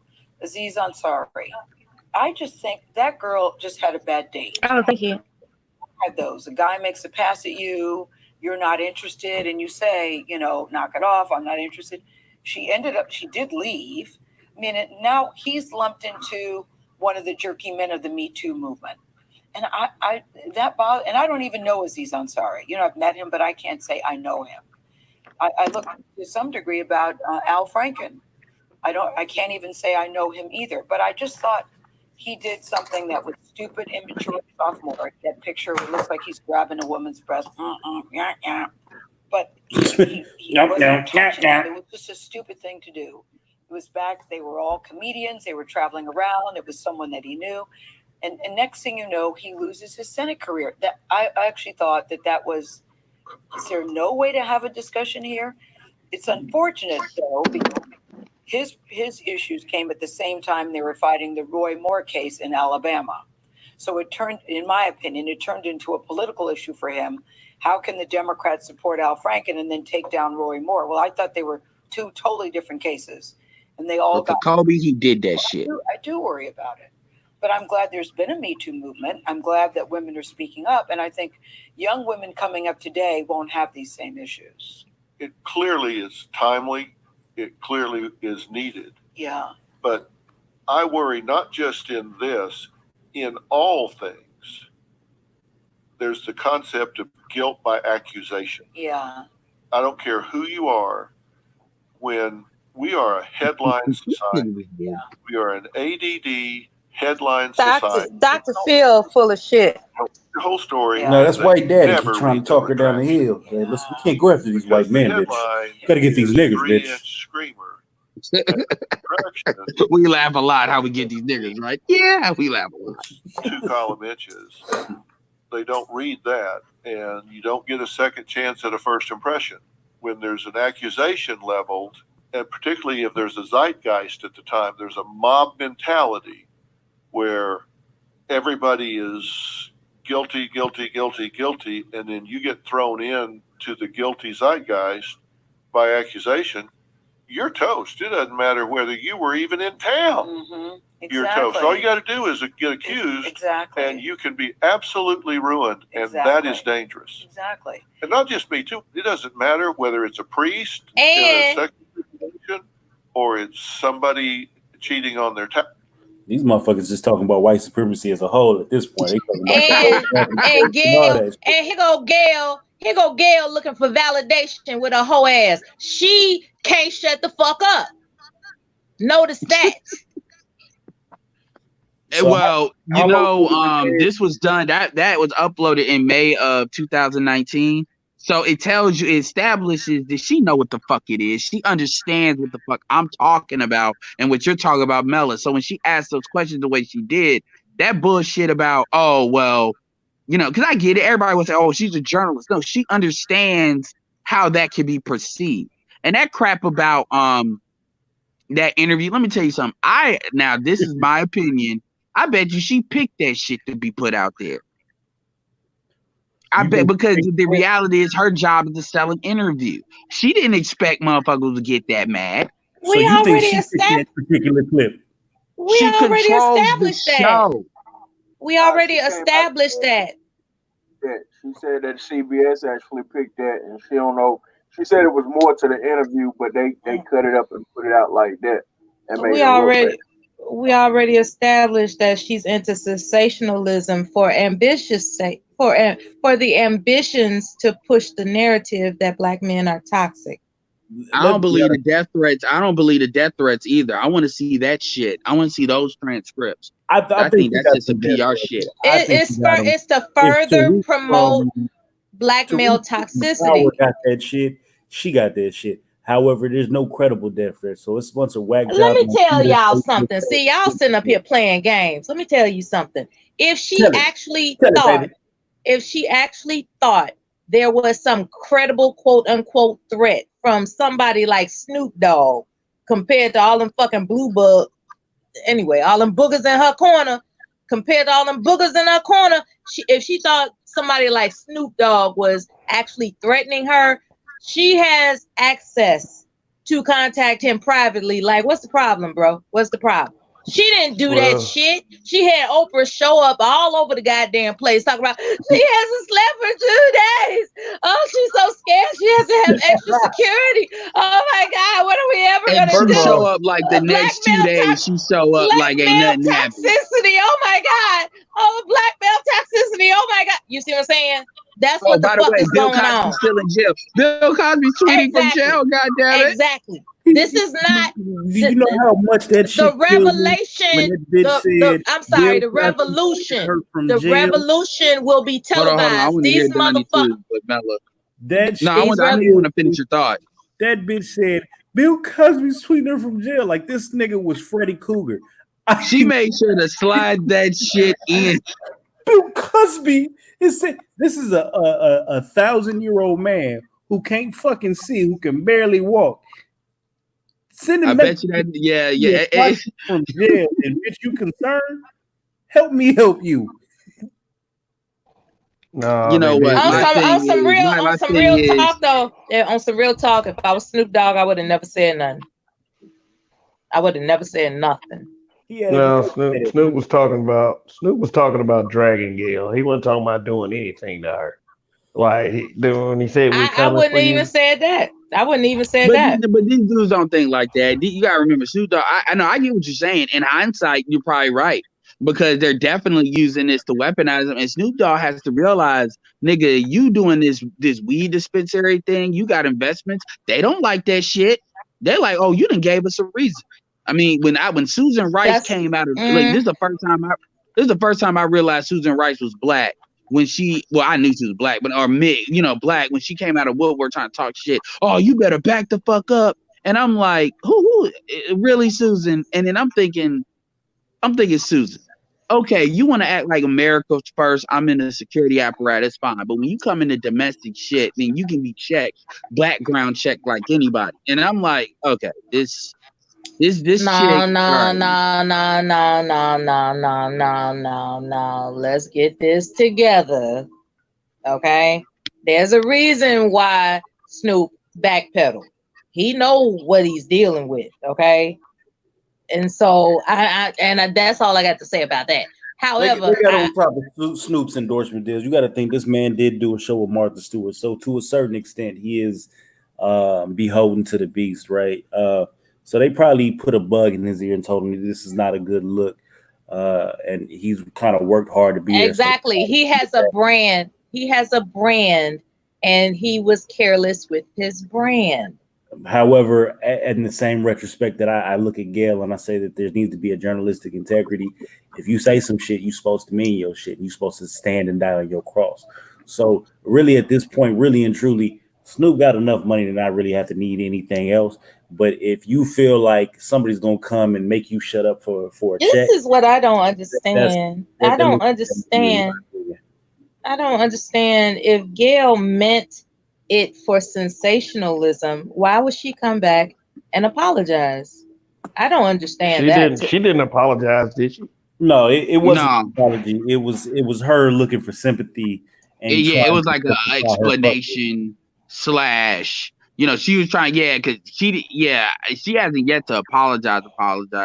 Well, the thing about Gail is marked. Now it's kind of like motherfuckers gonna be listening to shit she say now because again, like I say this goes back to Don Juan. As far as her job, I would not like it if she waited like a year later and revisited it and then asked that. I still wouldn't have liked it, but that would have been more appropriate. But she wanted to strike the iron while the iron was hot. And I'm gonna keep it real. She got too used to putting black men on the chopping block. I mean, R. Kelly was an easy mark. Bill Cosby, they've been working on him for like 2 years. So you keep on coming to dudes like Oprah had to back off of Russell Wilson. They're getting a little bit too comfortable coming to dudes, and then they're being Simmons. really sloppy about it. Oh yeah. So let me sidetrack, or not sidetrack, but let me move down the list because, like I said, this is black female media, right? So in terms of black female, I'm also talking the Blavities, the Roots, Madame Noir. Oh, what does Oh yeah, let's go through all the Yeah, fuckery. Let's map the fuckery So out. well the what next does thing what does that Oprah's magazine say? Does Oprah's magazine talk about black men in a derogatory way? it's better bedwenching tips and tactics. I really don't know. Yeah, Because I don't. she Yeah, saves that for yeah. black women own the conversation and yeah, that shit. yeah. Oh, by Very the way, smart. let's not forget the bitch niggas that work in this apparatus too, like Alan Yeah, Coates and all of them. Let's Damon not leave the Young. dudes out. So do I y'all don't know know this who they movie right are. here? Mela, these are the guys that write good pieces like how black men are the white men of the The black community. Oh, 2016 Damon Young. version. We're gonna get to Damon Young, yeah. And really, I'm gonna include Damon Young into this, like Terry Crews into this. These are people who are either virtue signaling or white knighting for the cause, however you want to look at it. But at this point, do y'all know who this fella is on the screen? Yeah, Nate Parker. Everybody, Don Juan, you know who he is. Mela, I know Kev, no. Yep. He has a reputation. He has a reputation. Yeah, Yeah, I that know. reputation is. Yeah, yeah. I don't know his name, but I know him from the movies and shit. And I Okay, know I think Nate it was something. Parker. I think he had made he had did something. that was Birth of a Nation. That's what I would have just had on the He screen. did Birth for the Nation. He did He Red did that. Tails. With shout out to the sister that's married to or with George Lucas, because that wouldn't have happened if that wouldn't she wouldn't have tugged him to do it. No, I'm saying he did something in real life. I think that where he made. I remember he was like headlines or something. I can't recall what it was. We about to get into that right now.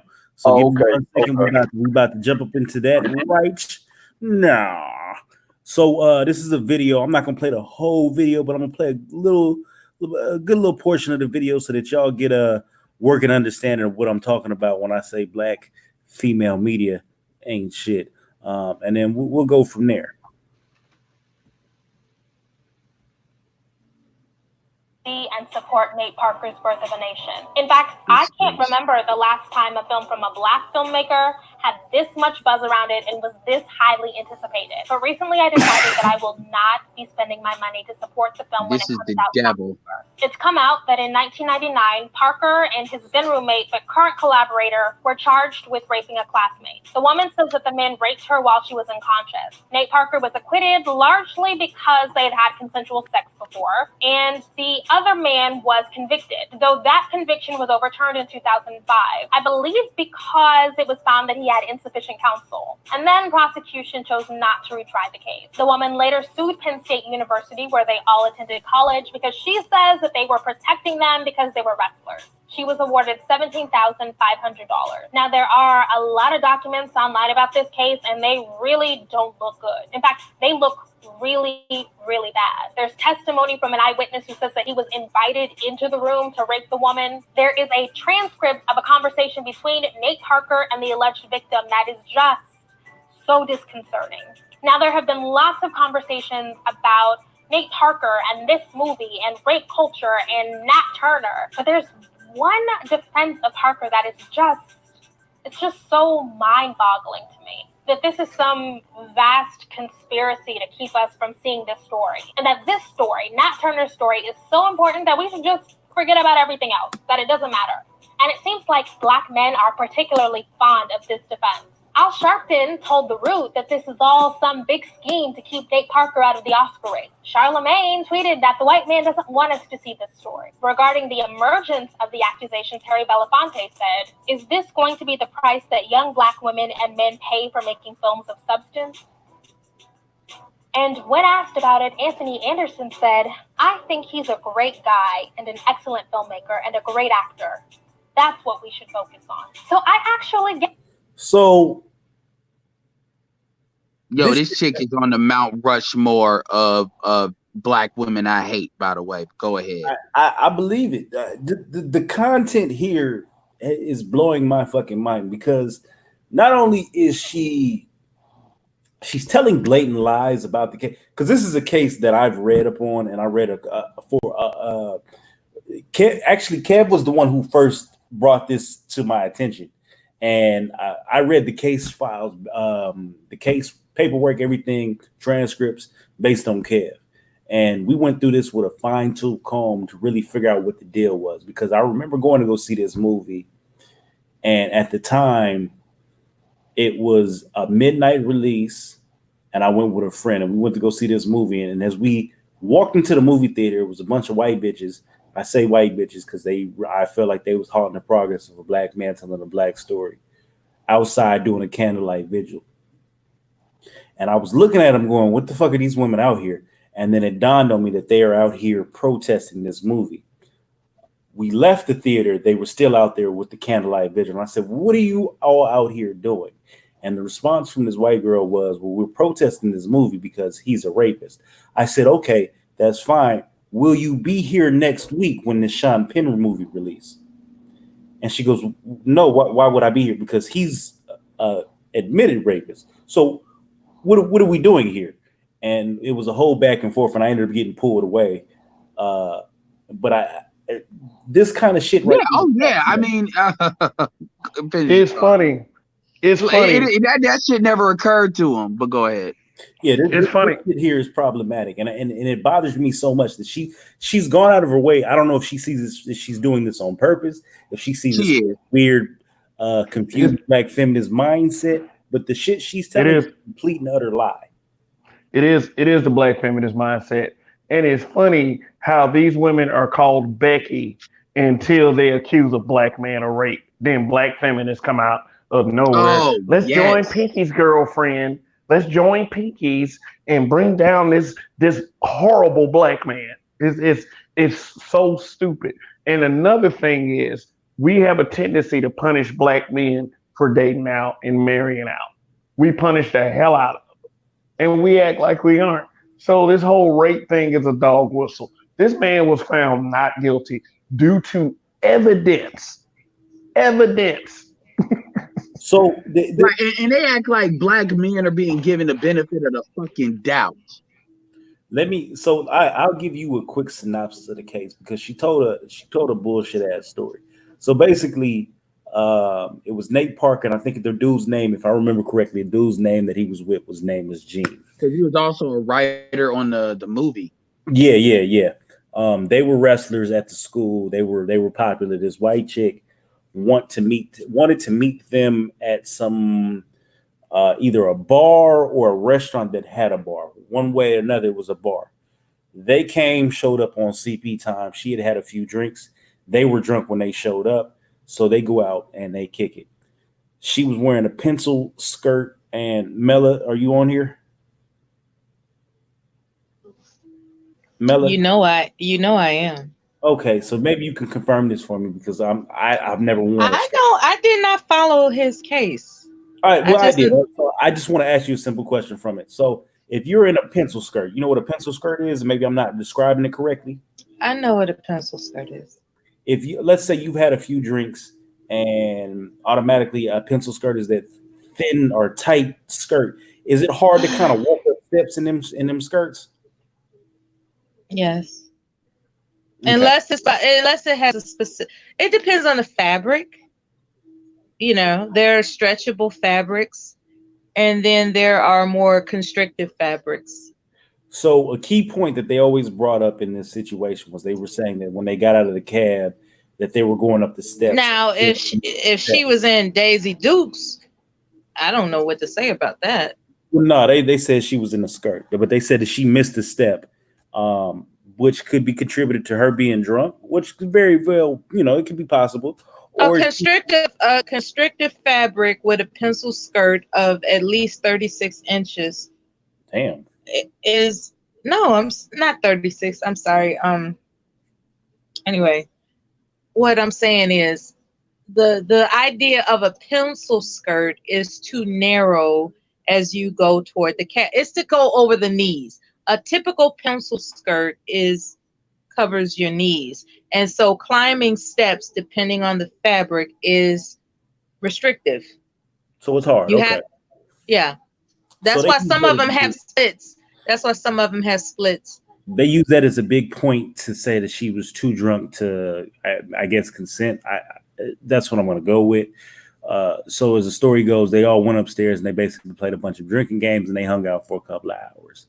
At some point, Nate Parker took the chicken to the back and it was going down. And then he came out the room and he said, "Hey, listen, we finna basically run a train on this chick. Y'all want to come in?" So he grabbed Gene and there was another dude who she refers to as a dude like, "Yeah, y'all, you come on in and help rape this girl," which is insane to me because that's just not what happened. So the dude was like, "Nah, I'm cool. I don't get down like that." So Gene went in there and according to them, it was consensual sex. And when I say consensual sex, apparently she was sucking and moving and jumping back and forth and doing all that. I have a nephew that's a I hope God, Donnie, you owe me for this. What? Look, I have a nephew that is a Q dog, right? Okay. So I am familiar with the concept that women do exploit themselves sexually just to fit in. Yeah. I've heard of those stories, and they don't do it for anything other than to fit in. It's not their intention to say somebody raped them. They just wanted to quote unquote have a good time. And then you got one cornbread eating Negro that takes it too far, and next thing you know, she's filing police reports. And that's a very that a lot of times, from what I heard, that's what happens. Well, you don't gotta be a Q dog. You can be in fucking high school nowadays. Yeah, like now you just like I'm just saying. I heard. I get what you're saying though. Absolutely. Yeah, I heard a story from my nephew that bothers him to this day. That they got this quote unquote agreeable girl. They got this agreeable girl, and next thing you know, some guy just took it too far, and now they whole crew was under investigation for a rape charge. So I've heard that happen. That shit did happen to white folks. That shit, they even got so serious with it now. To even a lot, like they closed certain white fraternities, certain schools for it. I'll say this: my own personal opinion, outside of the own thing, on that general thing, is this: if a chick, regardless of race, but in particular white women, but regardless of race in general, if they're drunk, no. If it's like multiple y'all, no. Because at the end of the day, these women can make up whatever, and then the Me Too is whatever it is. And if there's anything to the story, you know how they like to drag net black men. They like to drag net everybody. I mean, shit, Derrick Rose went through that shit not too long ago. and that shit almost got his ass. He barely escaped that. So yeah, but actually, Birth of a Nation was the first video I ever did on my channel. Okay. A review of it. So, but so I'll go ahead and finish. So I'll try to chop it up quick. But basically, he fucked the girl. The homeboy left. Which is some weird shit to me, just in my personal opinion. He fell asleep with the girl in the bed, and they woke up the next morning and had sex again. She left. He was an asshole. My comments are no reflection of my opinion of Omega Psi Phi fraternity. But anyway, yeah, she left, and he was an asshole, and he was kind of shunning her and doing some extra shit. And apparently, allegedly, not even allegedly, she caught an STD that apparently was just super wicked there, to where the shit just couldn't go away with regular ass antibiotics. And Omega Psi Phi does a lot of community service for Black people. Mela, stop, nigga. Ain't nobody. I'm sorry. I have to say these disclaimers because a lot of people are focused on Black men being considered monsters, and it's not true. It's not true. But all right, she got the STD. She basically was trying to play the whole "I don't remember what happened" game. Can you tell me what happened? He was like, "What, bitch? Get off my phone!" And apparently, she pestered him for a couple weeks, and she went to the police. And the police was like, "All right, we'll call him on the phone, and we're gonna record the conversation, and we'll use that in the court of law." So she got him to tell the story, and he was like, you was fucking, you was doing this, you was sucking dick, you was doing that. She got mad, hung up the phone, and then they pressed charges. They brought all that shit to court, and one of the transcripts in the conversation was like, "Well, bitch, how was you raped? You feel like you was raped, but you was sucking my dick and jacking him off, whatever the case was." It basically made the chick look real bad. Somehow, some way, they convicted Gene. The shit was overturned. Like a year or two later, they completely dismissed. No, they found him not guilty. They found Nate Parker not guilty. And I mean, hey, Donnie, you're wrong. Donnie, that's not true. What? He is guilty. He's guilty of fucking a non-Black woman. And at the end of the day, for a lot of people, that's all they give a fuck about. And I'm talking about across the board. And that's what a lot of people, I wish people would disclose that they glad that this shit happens to dudes that fuck non-Black women. Because at least that way I know where you at with it. Because a lot of people will hide behind certain shit. And that's really what it is when they're having their points of their arguments. And I'm talking about there's men that think that, there's women that think that. So if you violate that non-Black woman, it's your ass.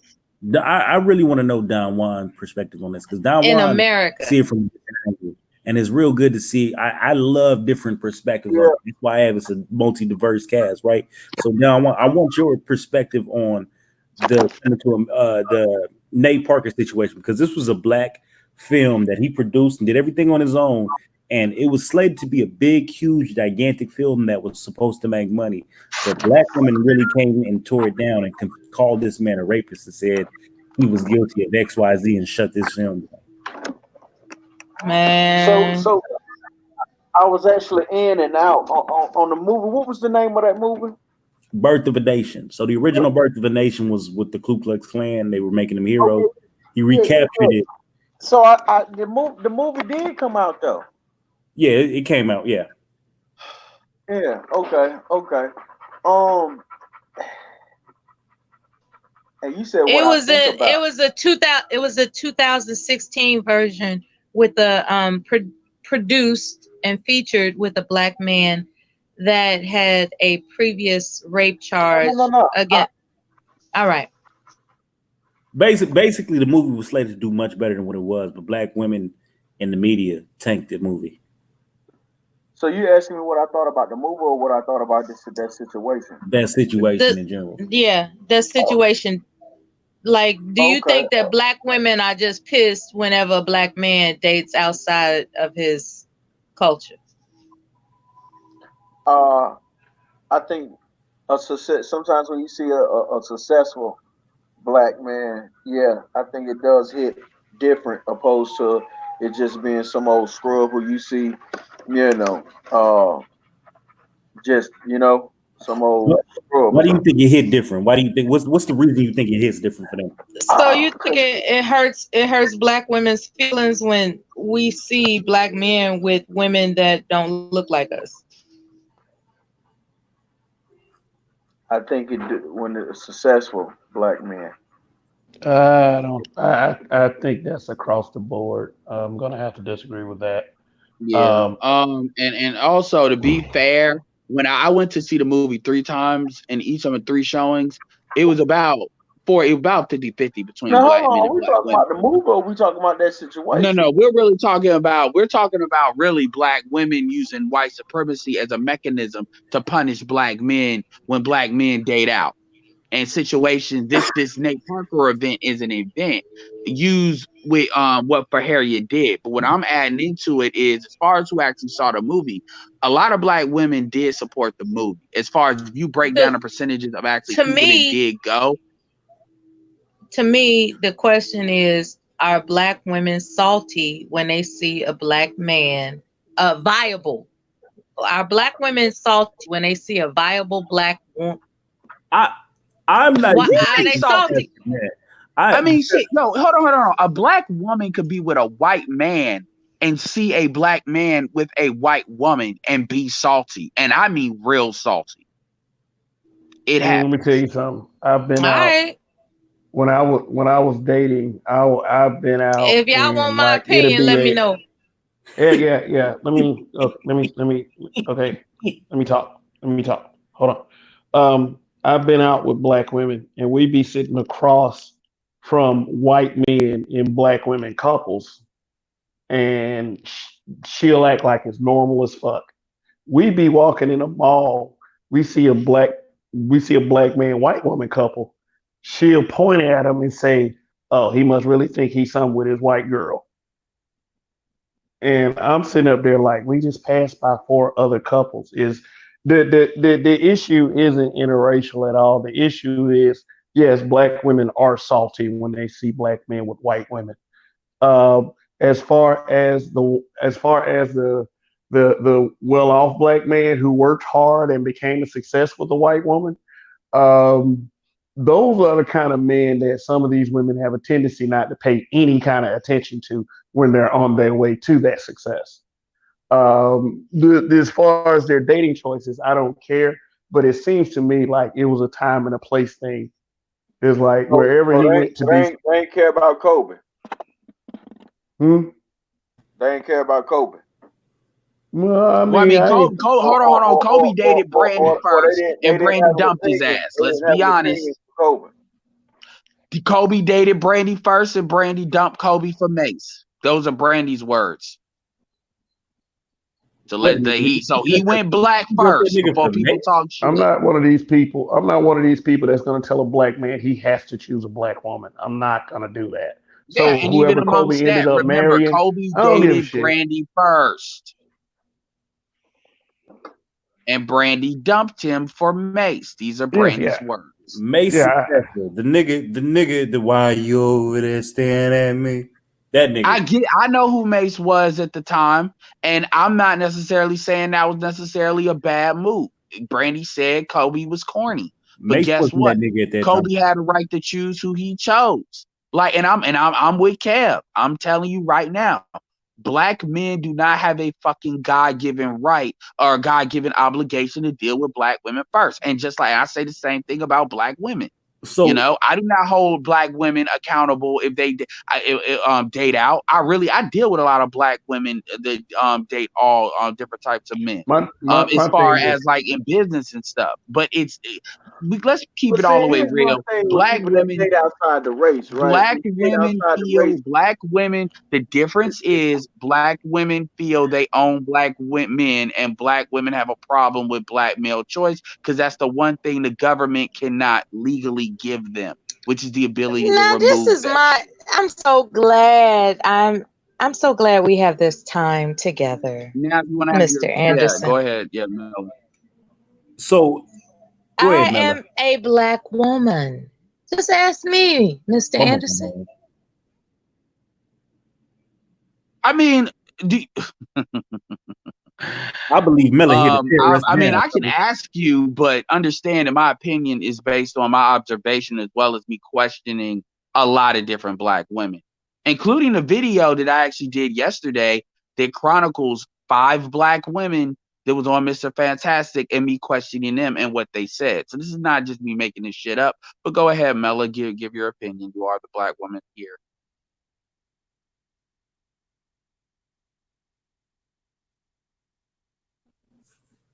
Mella, you all right there? You didn't fall asleep, did you?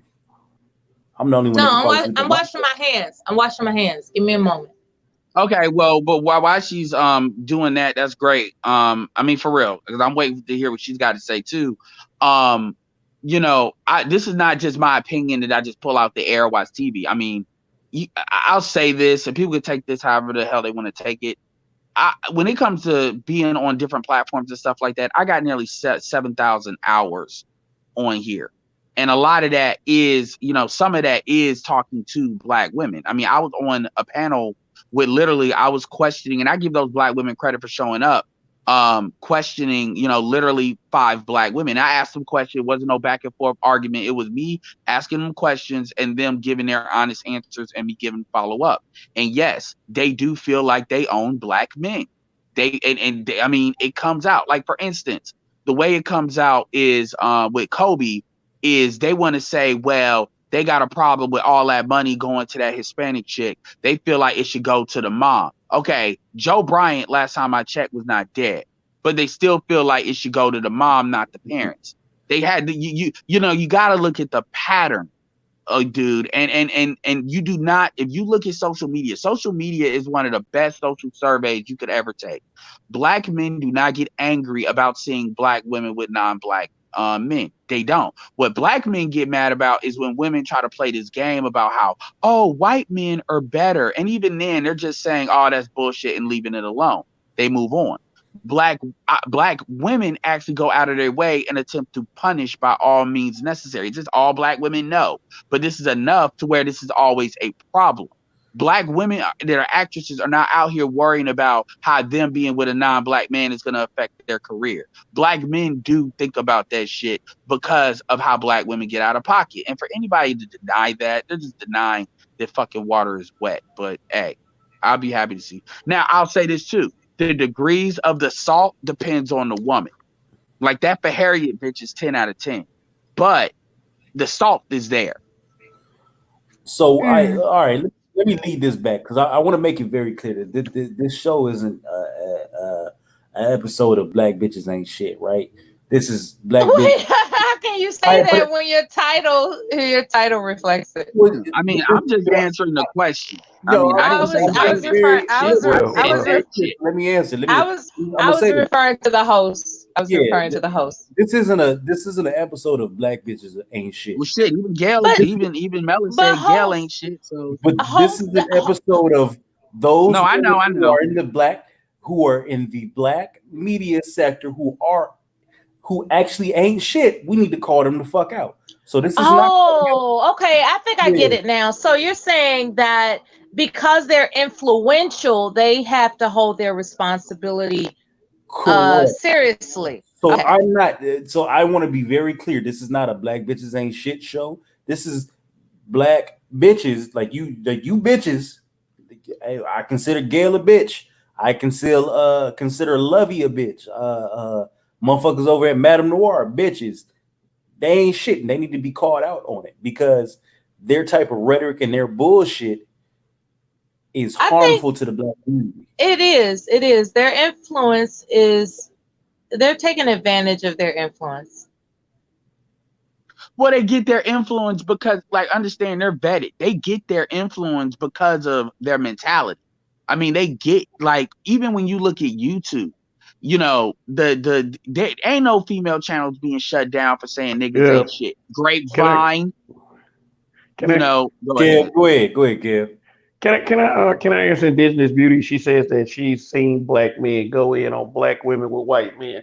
I hope you're not talking about Serena. That's not going in. Black people haven't canceled Serena at all. They have it just doesn't No, happen. black We're men not ain't paying for ostracizing. Serena. We're not ostracizing black women from marrying You see, out. they're making anecdotal evidence the majority. I mean, to equalize, you can't equalize this. I mean, you can't. But black men are not sexually intimidated by non-black And men we because at don't the have end of all the day, these we still fucking y'all. we Like, don't have so we don't have go all ahead. these articles coming out. We don't have all these entire There's more. campaigns.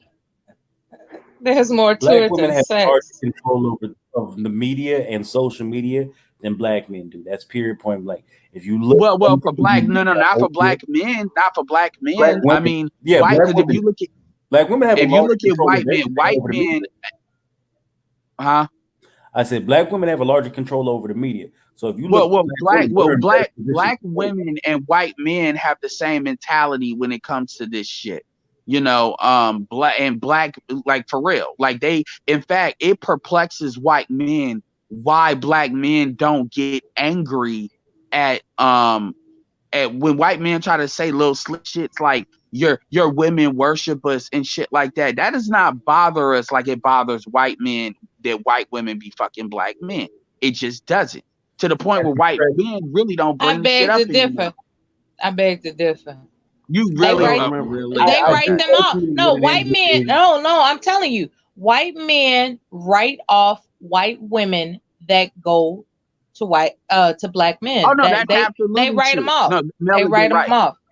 No, Mela, you're absolutely correct about that. And in fact, I'll go out of my way to say that white men, if they do fuck with a black woman, really don't want to deal with black women. If they do, it's definitely not going to be a black woman that goes both ways, that they would say, which is dealing with black men and black women. They want one that's only fuck with black, that's imprinted to white men. So you're absolutely right. But what I'm saying is, again, but white men have the same mentality that black women have.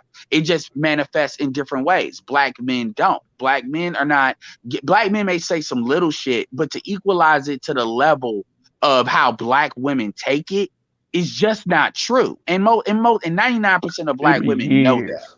It be years. They still crack on Donald Glover. I mean, it be years. And Donald Glover ain't even a black man that they want. Wait a minute. What happened with Donald Glover? Donald You Glover know, is Donald considered Glover a got a nerd white and a baby lame mama. and He weird. came out with "This Is America," and then the first thing that somebody says is, "Oh well, he got a white baby mama." Like, You know, that the nigga first thing. weird. You don't want that nigga. You don't want. And by the way, Kendrick Lamar got hit for the light skin chick. By the way, they came at Tyrese for the light skin chick.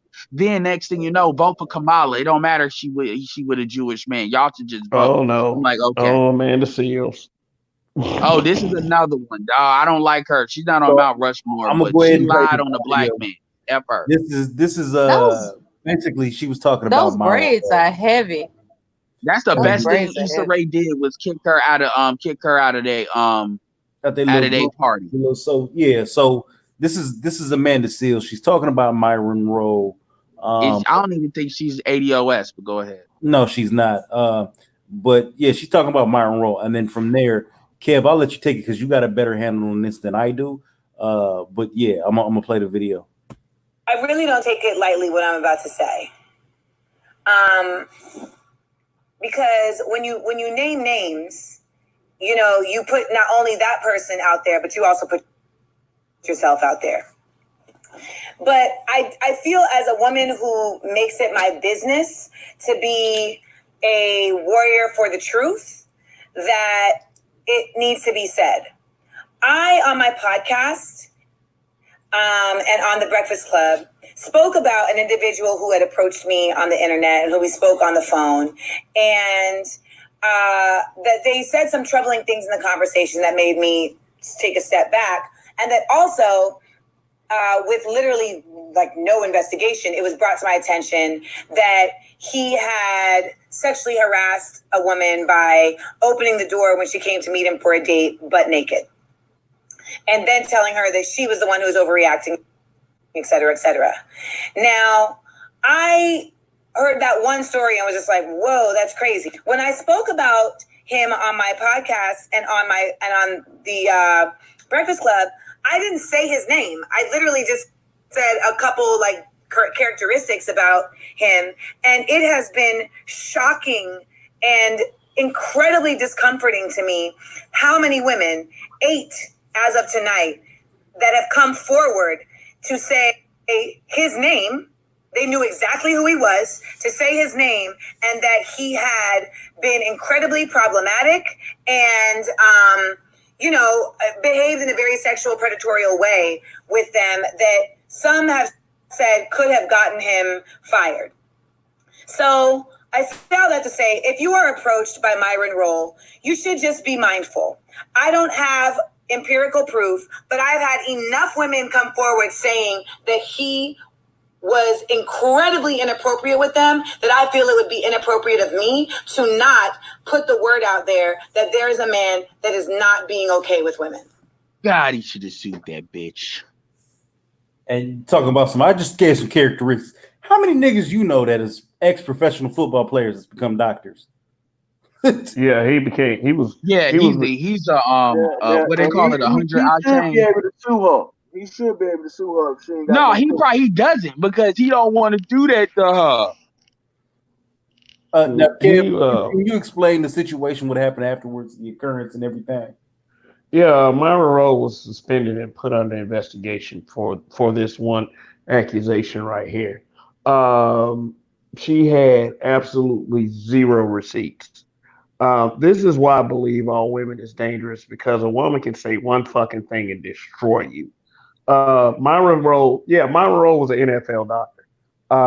She did. I mean, and it's exactly like she said. But for her to accuse Myron Rolle like this without any evidence, that shows you how dangerous how dangerous the power of influence is. Period. Amanda Seals is an opportunistic man hater. The situation with Russell Simmons is she was implying that he proposed sex to her when basically she was just being smug, and Russell Simmons answered her in kind. Like, she was like, it sounded to me like whatever she said to Russell Simmons was out of place, and he tried to basically put her back in her place. And then she went and started playing victim. Oh my God, he sexually harassed me. Oh, get this monster out of here. Blah, blah, blah. And she did the same thing to Myron Rolle. She became very accusatory of Myron Rolle. And then she sat up there and said that, oh, it sounded like it was Myron Rolle, that she never actually said his name. And, just be weary of Myron Rolle. What does that sound like to you? What does that sound like to anybody? That, this man is a potential predator / rapist. This like Donnie, where did you get in any of that was actually Myron Rolle? Honestly, because we don't have the original statement. I didn't pull it up. It was on Breakfast Club, and I didn't really feel like digging for it. But she pretty much described the man, and she put the man's name out there. Yeah, she put his name out there. Are you talking about the video? Yeah, she said his name. She said his name blatantly, but in the initial audio, she described the man to a T. It's not too many other motherfuckers gonna be against the Sith Lord. Given the tremendous difference in Oh, my bad, y'all. I'm like, the nigga that did Sith Lord, nigga. Who the nigga? Did we become Jedi? Yeah, I'm going through my iPad. Okay, yeah, but yeah, no, yeah. My bad. I thought I was going to you.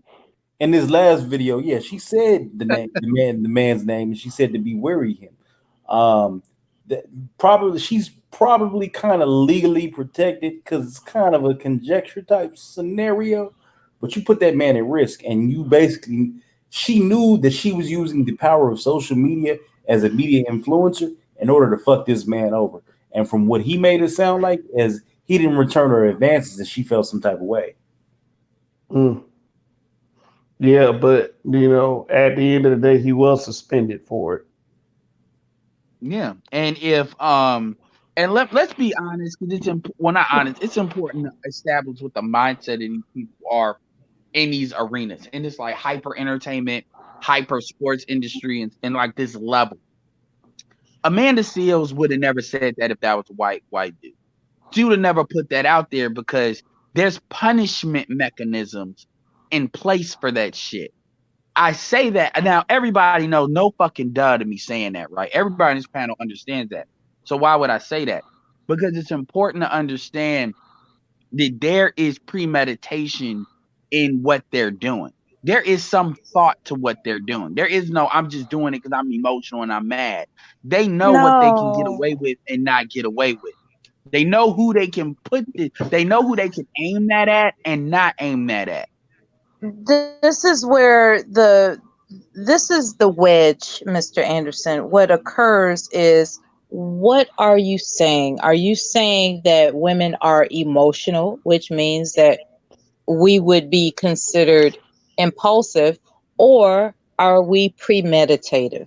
Which is it, Mr. You can be Anderson? both. You can be both. It's a Oh, case okay. by case basis. Okay, I'm gonna Oh, tell okay. you why. Because in this situation, like she shot her shot at that dude and missed. So she was salty about him. So this wasn't But just some impulsive you shit. have I been mean, look at known the to video. Does say that look like some impulsive shit? that women are emotional. Yeah. And but that is, I mean, all women ain't the same, and all women that in the same woman can be emotional one moment and can be premeditated the next. The video that you're looking at, that is not. You can she's thinking about what she says as she say it. You can look at the video and tell that just by how she's talking. Now I have a question for Don Juan. Don Juan. What's up? Don Juan. Do you have a concise sentence as to what you would think?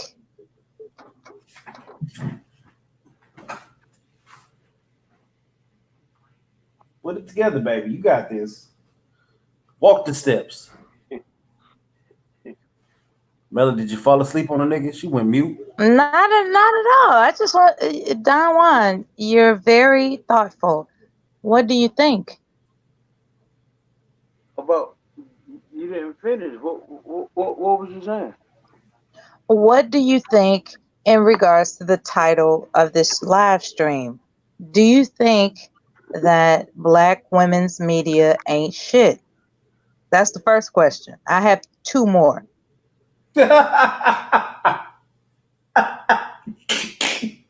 Well, I think that's what I was saying a little bit earlier when we say black female media. Like, what really are we talking about? Is it is or is it ain't shit? Huh? Well, that's what I'm saying. Like, it ain't. For me, that ain't just an easy question to say. Is black All female right. ain't shit. Now, All if right. you want me to say is black female journalists ain't shit, I think that's depends on the individual. But I just can't say overall black Okay. female journalists ain't So shit. the first answer is not definitive. The second question would be, in the event that something comes across your timeline that offends you, what would that look like? What would offend you to no end? Like, black female media ain't shit. What's it gonna take for you to just be outraged by black female media? What will it take? I don't know. I'm really not too surprised by anything, so I can't really say what it would take. But if you give me the scenario, I can tell you. But I just off the top, I can't think of something that I feel like would just overwhelm me to the point that I feel like, God damn, like it, like I can't even think of nothing. All right. The third question, third and last question. Women that stand by their man in the midst of controversy of their own, of stepping over the toes of their legacy. Do you admire the wives of those men? Or do you think they should have left their ass? Dude. That's what man who doing that. That with the little stop. What is it? The stop clock or something?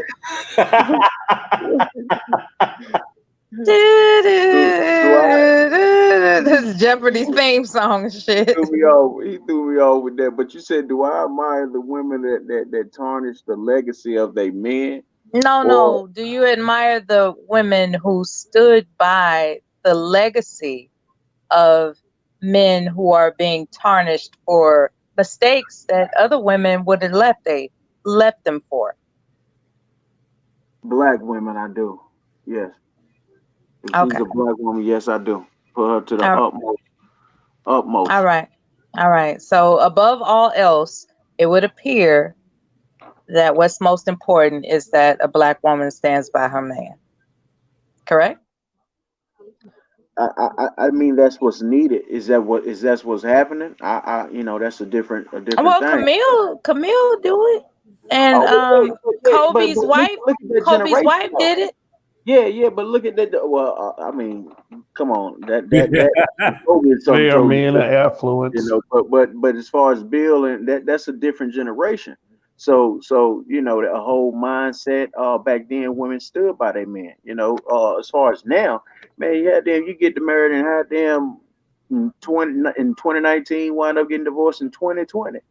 Like that's how I go now. I was asking about your admiration. Do you admire the wives of men who misstep out of their marriage to stick by them? I said, black women, I do. All right. Thank you so kindly. Thank you. Can I get them same questions? Because I can answer all of them. I'm exhausted. Oh, you black women, you black heifers. Yeah, I know you want to pick my brain. I appreciate you, Melody. Now, you know what? Me just looking on, I wouldn't even say social media because I expect that because it's trolls. However, to the level it's come, social media is actually affecting reality with these hashtags and the level of awareness brought to things. They are crashing the system. So I look on Facebook, Twitter all day, and I see this crazy shit where it's an influx of black women who are basically destroying black men on a consistent basis. Black men ain't shit. Black men are rapists. Black men are pedophiles. Black men don't want to see black women succeed. When this whole Gayle King came out, it was blamed on black men hating black women because black misogyny. Gayle King, misogyny and everything else. And part of that drives me to the Me Too situation, right? So this is an actual excerpt from a conversation that was had on Twitter with Tarana Burke. Tarana Burke is the founder of the Me Too movement. Anybody want to read this? Can anybody read this for that matter? Yeah, I can read it. I'll read it. And again, answer me this. When should black men be held accountable for their predatory behavior? And why is it my job to go after white men? Since when is standing up for black women and girls anti-black? And it is in all caps, so I'm not exactly. So Ed read that. What would y'all take from that text? And to give you context, they were bringing up the same conversation we were bringing up. Why aren't you saying anything about Harvey Weinstein? Why aren't you saying anything about these white men who are raping and molesting these women? Why aren't you saying this? And this was her response out of frustration. And typically motherfuckers tell on themselves when they get upset and angry. But what is your thoughts on this with the little bit of context that you had?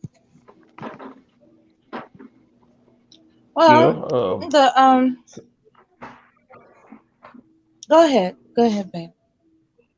And mind you, Tarana Burke at this point does control a large portion of the media with his hashtag alone. So if she was to get up and say, XYZ, me too, everybody's going to see it and they're going to follow after her. But go ahead.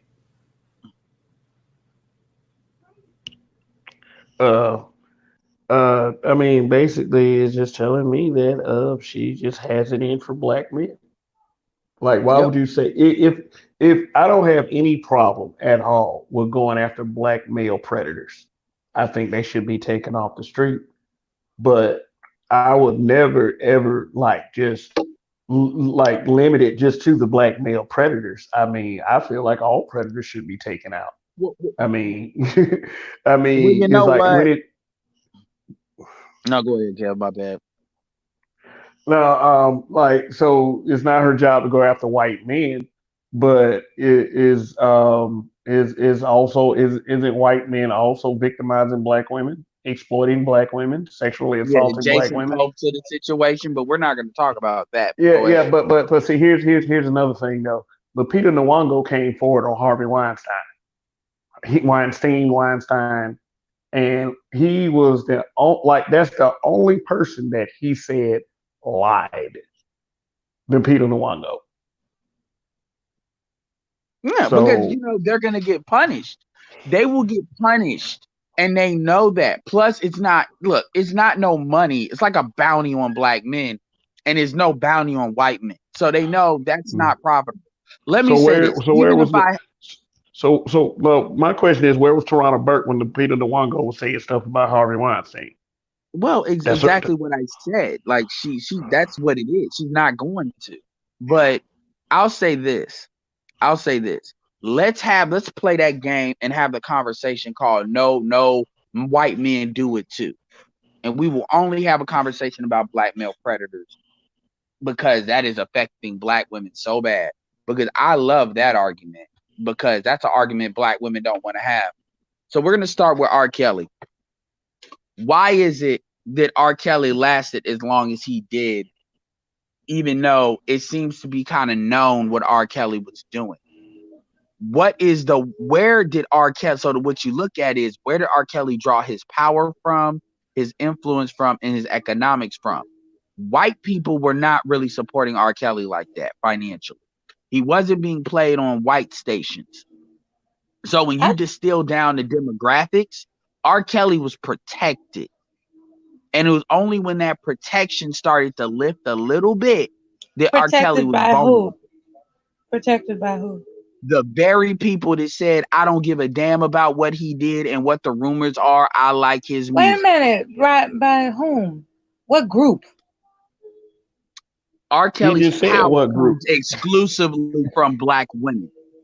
His support Oh. comes exclusively from black women. Black Oh. women We till didn't this we didn't day. support that motherfucker when he was on trial. And don't lie and Black say we women did. till his day will say that they still support him. And they don't. And they Take will me go out of their way hostage. to say that they don't care about what those accusations were. It's Nah, not hard to find. I Ed think is about the same age as me. We was kids when this shit went down. So I think Let, I I remember when the situation was revealed and I was disgusted by it, having never seen the VHS tape. Yes, I am that damn old, okay? So I had never seen the VHS tape, but there was so much controversy about it.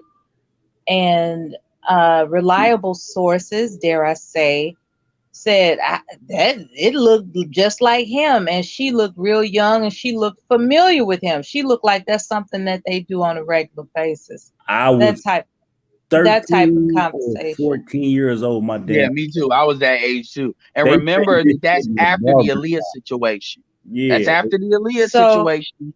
this Man, we sat shit, around and watched that tape like it was a this pay-per-view. Like nigga everybody was in is the Yeah, living it was room. black and white. on a 14-year-old. I looked at her and I was like, that she looked like the little girl in my class. Like, wait a minute, nigga. This he pissed on her and he handed her the world's biggest towel But to prop it up. and I heard she was familiar with him doing that. You know, it was yeah, she Well, it was very didn't Sparkle's move. niece. Rodeo. She didn't move. it was a disgusting story to hear. I didn't see the video. I have yet to It was see that disgusting to video. look at. It was I have disgusting to look yet at. I have yet to view that because your eyes can't unsee things. So I have yet to view So it. so I had this conversation with my girl. My girl is British, so she didn't grow up with this mentality because we all seen this shit. Everybody seen the video. All the black community in America knew R. Kelly was a pervert and a pedophile. I didn't see it. Okay, but you heard the shit. You knew the nigga was eating. I mean, it's sick. I Well, heard well, about I'm it. from Yeah. That Chicago. man is sick. Well, I'm Everybody from Chicago. So, I mean, I can tell you there's things that are inside the city. It's well known. R. Kelly didn't do what he did by himself. There was an entire, and I'm not talking, there was an apparatus of people that were complicit in what he I heard did. he And was I'm at talking about Kenwood. I heard he was at Kenwood with his fork and knife sharpened for any young girls that came out that yeah, cut. and a lot of parents were ready and willing to give their kids up. There was he had no resistance to what he was doing. That's why he was so comfortable with it. And this is what people don't want to really talk about. But even still, and I say this and I make this statement all the time. The reason why predators exist is not because there's this white patriarchy style group of black men that protect them. And I'll cite you another example. When you look at Nicki Minaj's brother as an example, like these dudes got women around them because those are the only dudes that will protect them. Those are the only group that men will not go through in force to get to these dudes. It's my son. It's my this. Oh, we just don't talk about that or this bullshit that goes on. And see, so we talk about the community. This is a big part of what happens. Hell, Yvonne Van Zam talks about this shit on Fix My Life. And when women are only talking amongst themselves, this shit comes out. So this is what never gets talked about, and this is why the situation never gets really dealt with, because we don't want to go there. Everybody that brings it up likes to frame it from a vector of black men aren't doing enough, but that's the only part they'll talk about. They won't talk about who else is getting in front of them. Is the Iyanla gonna fix the Gail Iyanla can't situation? fix her own damn life. Well, my point is, you could go on that show and you can see situations where women will talk or they'll break down and talk about, you brought men into the home that did this, and I tried to tell you and you didn't believe me. These guys show after show after show talking about that shit. So you're hearing that in their own words, not me like projecting it onto it. And again, I remember with the Nicki Minaj situation, her mom did an interview and her mom was in denial. You don't do what he did. And I did read those fucking transcripts, and I'm not going to reread it because that shit is a lot worse than what was anything on that R. Kelly tape. They're in like it's called shame, guilt, and the need to be right. Damn, it was that bad. Yes. I didn't hear about it. I don't keep up with. You understand that this girl was 11 years old and 9 years old. I don't keep up with rap stories. I didn't know it was that bad. I don't know much about it. What exactly happened? What? Okay, I mean, I'll say it, but let me know when you want me to stop. So basically, I'm not gonna go into graphic detail like that, but what I'm saying is what happened was Nicki Minaj's brother, something Mirage, because that's their little last name, was married and was the stepfather of this woman that had a daughter and a son. The son was younger, the daughter was older. The daughter was like 9 years old, like 8 years old. And Nicki Minaj's brother molested her from 8 to like 12. So for 4 years. The only reason why he's still not doing it till this day is because her brother caught them. And then that's what basically made things run. In the transcripts, and by the way, shout out to Lovely T, because Lovely T is the one that really covered this back when it was going on. And she was the one that really like read the transcripts out. The stuff that she was reading, the sexual acts that they were performing is nothing R. Kelly did on that video. They're describing sperm being swapped. They're describing like he was doing some brutal shit that his dick needs to be cut off. Like seriously. Oh, wow. It's horrific shit that they were describing, and that went on for 4 years. And he was convicted. He's in jail. They gave him 25 years to life. Now let me tell you this for the class. I've never heard of anybody getting 25 years to life for molesting someone, not to life. So that should give y'all an indication as to some of the shit he did that they put life on a sexual assault nigga was charge. horrendous. Now, after that happened, after that happened, Nicki Minaj was in denial, but they haven't really been putting on a blast about it. The most you heard about it is Meek Mill throwing that shit out, where Meek Mill said he broke up with her because he knew that she knew of that shit or something. Whatever. The point is, Nicki Minaj's mother had an interview in which it was talked about, and Lovely T covered that. And Nicki Minaj's mom was in straight denial. Let's be clear here. They're Caribbean. They're island folk, Trinidadian folk. So this is not something I'm applying to ADOS black women. But obviously Nicki Minaj is in the culture as far as whatever. The point is, you know, nobody's talking about that. Nobody brings that shit up. Oh, by the way, why is that relevant? It's her brother. It's not her, right? Well, Nicki Minaj is married to somebody that's a statutory rapist. And when I say statutory rapist, I'm not just talking about he was 21 and she was 17. He's also married to somebody that's a murderer. These are the people that she chose. This gives me insight into who she is. And that she's probably, I'm drawing conclusions, I'll admit, but comfortable with that shit. The point is, motherfuckers want to talk about rape. But when they bring it up, they don't want to talk about everything. They really don't want to solve the problem. Now, I got other situations, but those are just the two that brings to mind because Nicki Minaj is such a prevalent figure. And I'll never hear females talk about how could you be married to a rapist or how could your brother be a rapist and you don't know. And not to mention that Oprah's father was not a rapist, a molester of a little girl. And I'm talking about anal, ass, mouth, throat, everything. And that was in the transcript, by the way. Nope. Don't want to hear it. And that was all in the transcript too. He thoroughly violated a little girl. He should be dead. He should be dead. Yeah, it's a real sick thing, and you know there are sick people out there, and it's a shame. And it's also a shame that a lot of these guys do receive protection. I mean, we want to sit up there, we want to bring up these percentages and these numbers, but we're not really getting to the root of the problem. What we do with that information is what the hell makes a man want to do some shit like that? They're sick people. They're just sick, malicious people. But they're not born. They're not born that way. It is also put out there that it came out in the trial that he probably used. It was probably something where he did this. This wasn't the only person who was doing this with. And it came out rumored that he was using Nicki Minaj's celebrity as a way to entice folks. That's probably why they lit him up with all that time. They're not born that way. What is the origin of that illness? I'm not going to say they're born that way, but I will say I've been in a foster care system and I can tell you this shit, they're not grown that way. Like they become grown and they do it. They were doing that when they were young.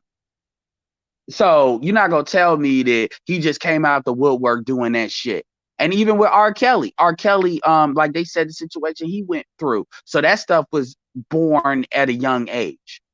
So you're not going to tell me that he just decided to get to this step woman and then violators, the violated find others to violate.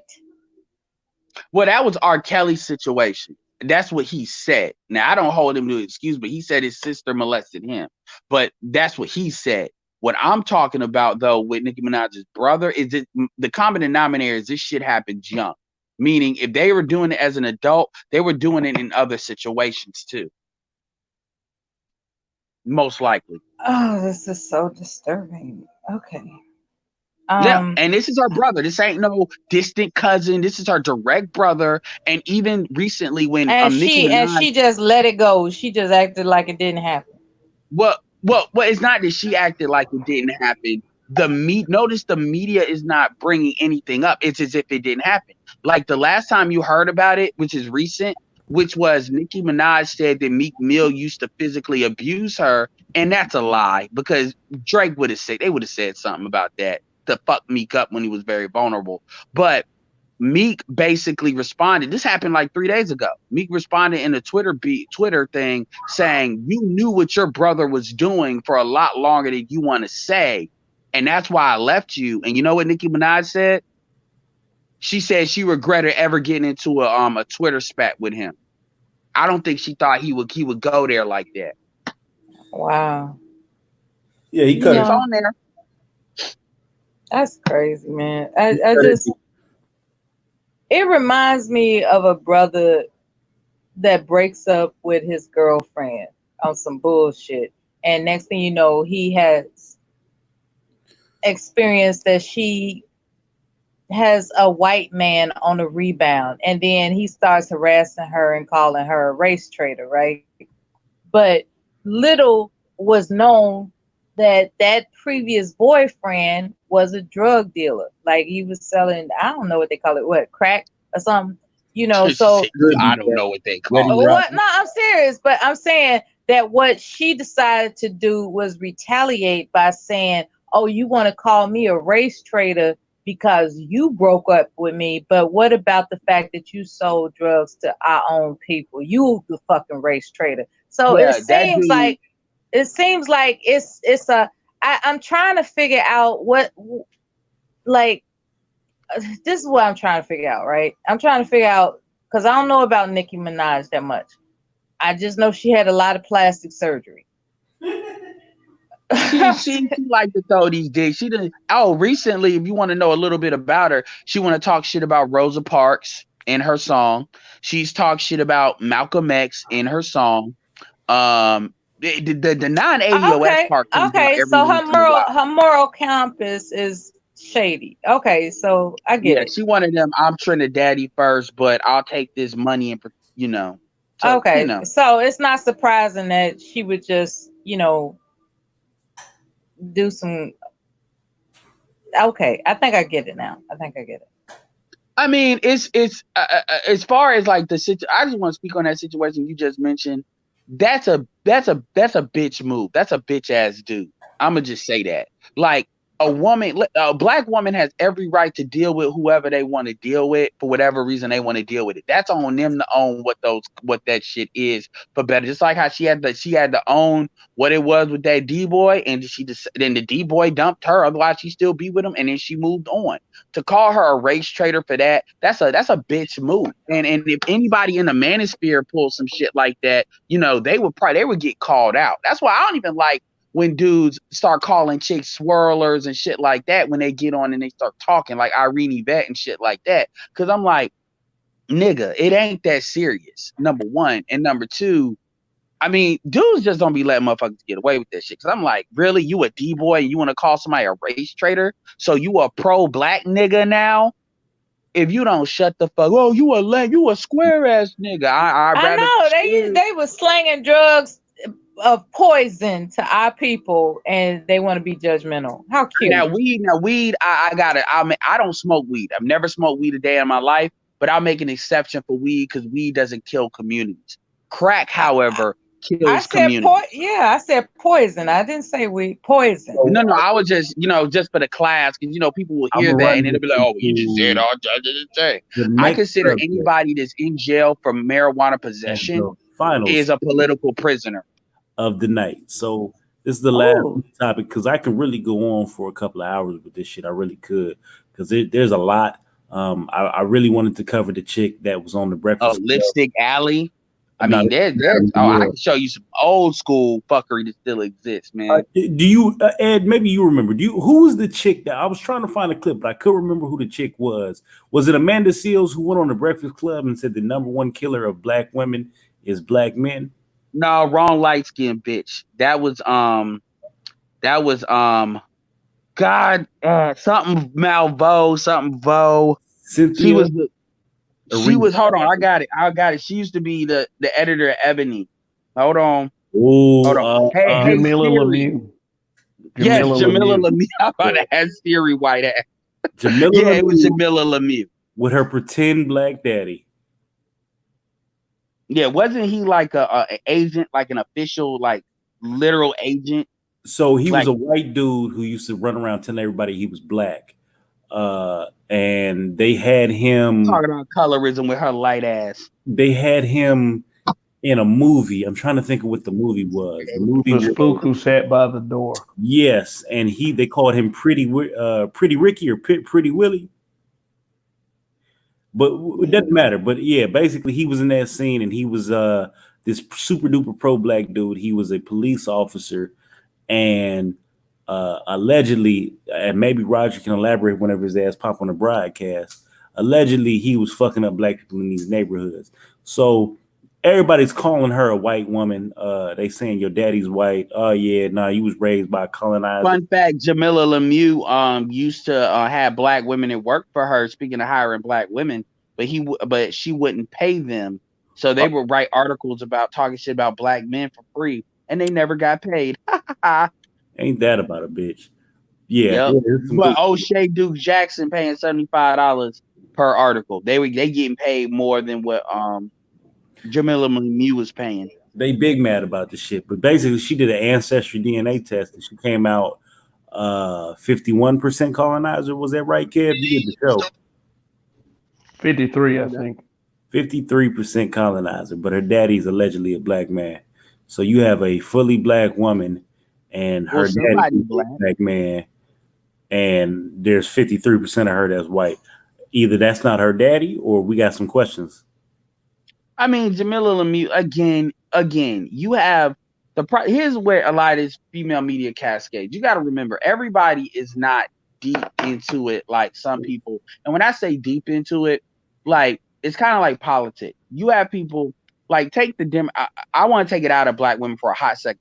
Take the Democratic Party. When you look at the people that's running right now, most people don't know. They know Michael Bloomberg did stop and frisk because that's kind of in the memory. They don't know that Joe Biden created 3 strikes. They know Bill Clinton signed the shit. They didn't know Joe Biden sponsored it because that was so long ago. People were like, Joe Biden was still a senator. Yeah, these old motherfuckers have been there for a long time. You don't, and some of it is just people ain't that old and it's not their thing. So I get that. It's the same thing in media. You have people that have track records. It's not that like Gayle King or other people, they did this one thing and I'm not like, oh, they need to get it. No, they have a track record like of doing this over and over and over again. Jamila Lemieux, all of them, they have track records. Let me yeah.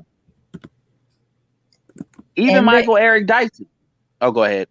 In the interest of track records, I have a question for you. Why in the HE double hockey sticks would black people claim that Bill Clinton was the quote unquote first black president? That's not I'm too young for that. I wouldn't know. Why in the heck would and he got on Arsenio and played a damn saxophone? I'm starting to think we shouldn't say Obama's the first black one, to be honest with you. But but I remember that. That is so telling of the dysfunction of our people. It was just, it was. I recall. I was young enough to recall that saxophone episode or whatever. I saw the shit. I remember seeing and then next thing you know, it's going around where everybody's rooting and tooting and hallelujah. You know, he's the first black president. I'm like, how could our people be so fucking ignorant as to? Well, it's the same reason why we keep voting for the same motherfuckers all the time. Like, why they go to this? What I'm asking you, black man, what's the reason? Why do we do that? Oh, what's the reason? Yeah. I would say if I had to come up with an answer, a lot of it is back in the day. You got to remember how powerful the media is. And this is not me blaming the media, but what the media says is the shit just goes bonkers. And then you got all of these like political class people, black political class that co-sign it. And then you got celebrities that say it. And then the white supremacy back then, in my opinion, you had what? The celebrity class, the political class, and the church class. And the church class, the political class was damn me the same thing. Pretty much. And then you had a celebrity class. And if you could control those vectors, you could pretty much control black thought. Everything else couldn't congregate enough to even form up, like the pro-blacks back then with the reading clubs and shit like that. And then the other vector out of that would be, and this is not me blaming black women, but when you look back in like the black conversation, black women dominated that conversation through the talk show circuit. And so you're controlling all vectors of really communication. Because black men really weren't focused on this shit. So black men, to be fair, went along with a lot of stupid shit. That's really, yeah. There were a lot of the gender split amongst us as a people as to welcoming Bill as a representative of us. That was a fucking mistake. Okay. Plain and simple. And I want somebody got to explain that shit to me. Somebody got to explain to me why we're so gullible. Why? I'm serious. Why are we so gullible? Very, because we have a need to be validated in this society. That's what that is. They felt, that's like the biggest issue that you see. This the commonality amongst everything. You have dudes that they want to, people that want to be validated, that want to be liked, they want to be included. So when you look at these politicians, it's the same thing with Hillary Clinton when she did that dance with Roland Martin did that dance for her. Or when Richard Spencer asked him if he was a black. I'll just say this. There is no way under heaven we should ever say they're one of us. Hey, we gotta ask that generation. I was young, but that's what it is. If we want to be included. I mean, you see it too. Like for instance, you see it till this day. Like people, if you ask why people support Michael Bloomberg, and then they'll say, "I'm talking black people," and then they'll talk about all this shit. But like, don't you know he did stop and frisk? Like, do you really want him? You know, you think he might not do that, knowing his history, blah blah blah. They don't care because they want to be included with somebody they think they can win. This is why you got black people talk about Bernie Sanders. They want to be included with a winner. This is why people didn't challenge Obama on anything. People tried, but it was easy for Obama to shut that shit down, because they wanted to be included. That's what it is. That's a weakness. And other groups don't have that like we do. They want to be included in some ways, but in other ways, they still stand for this shit. Think that's how Gayle figured it would be effective. Absolutely. I think that's why I brought that shit up, because when you have a history of black people accepting some bullshit, then why not continue the bullshit? And I think that's why Gayle thought she could get away with it. Absolutely. I mean, what you're seeing now, because I mean, Oprah better be careful, because Michelle is, I'm not saying Michelle Obama is Oprah as far as like the insidious. That's not what I'm saying. But I'm talking about in the eyes of like the general society, like a lot of white women buy her books and shit. Michelle is constantly winning, like, the most influential. I heard you say that Michelle wouldn't be shit without Barack. I remember hearing you say that. No, I said that Barack wouldn't be president without Michelle, because that I didn't say that. I said that. I disagree. I think if Barack. Oh hell, that's really. So you're saying that Barack Obama would have became president without Michelle Obama? I'm not talking about Michelle did anything. I'm saying people did not know who Barack Obama was. They had to view Obama through who he chose as a white. And Michelle was the best recollection you get. Because remember, it was Oprah that kind of started caping for Obama first. And that's when a lot of the sisters they put Michelle out there, and the sisters got it. And some dudes like Jesse Jackson and them was hating, but they shut that shit down. And a lot of dudes just said, fuck it, I want to get a black president. And I was like, and that's it. And I'm like, fuck McCain, because it's Sarah Palin. And then we went along with it. Without sounding contrary, Michelle could have been anybody with that extraordinary education. She just needed to be black. What mattered was that he was the right man for the right time. So it was all on him. Black women would not have voted for Barack Obama. They would have went for Hillary. I said black. He had to have a black wife. Divert. Yeah, and I would go as far as to say if he had a Kamala Harris type of wife, Hillary would have won. Obama squeaked by the hair of his chinny chin, barely. And you saw what happened to Bernie when Bernie tried to run. The only thing that kept Hillary from doing that to Obama, even with Michelle there, was also the added of Nancy Pelosi and Harry Reid behind the scenes, making it a fair fight. But black women if it wasn't for Michelle's education, and this season we went there. And Michelle's education, no, that's not what did it. She was a black woman at the end of the day. So I'm gonna tune into this next conference. Y'all listen to this. Black females put way too much stock in their education. That's a weakness. Do men in today's society protect women? With 77% of us saying no, and even though I feel that way, my girls feel that way, it still is. It's hard to hear that we're out here feeling really alone. So I just want to reiterate: this is Madame Noir. This is a major publication for women and black people.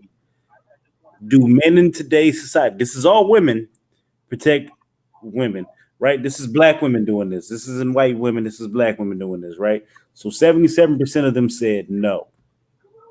77% of us saying no. And even though I feel that way, my girls feel that way, it still is, it's hard to hear that we're out here feeling really alone and that we have to do this thing by ourselves and there is no covering of protection like we were raised to think we were going to get. Sadly, I'm gonna tell you why I know that's a lie. How I know they're fucking lying when they say that. viral We gonna conversation. just hold on to it. We're gonna get to it. Just let's run through the video. I got a sidebar. I just want to ask Mel or something when y'all get a minute.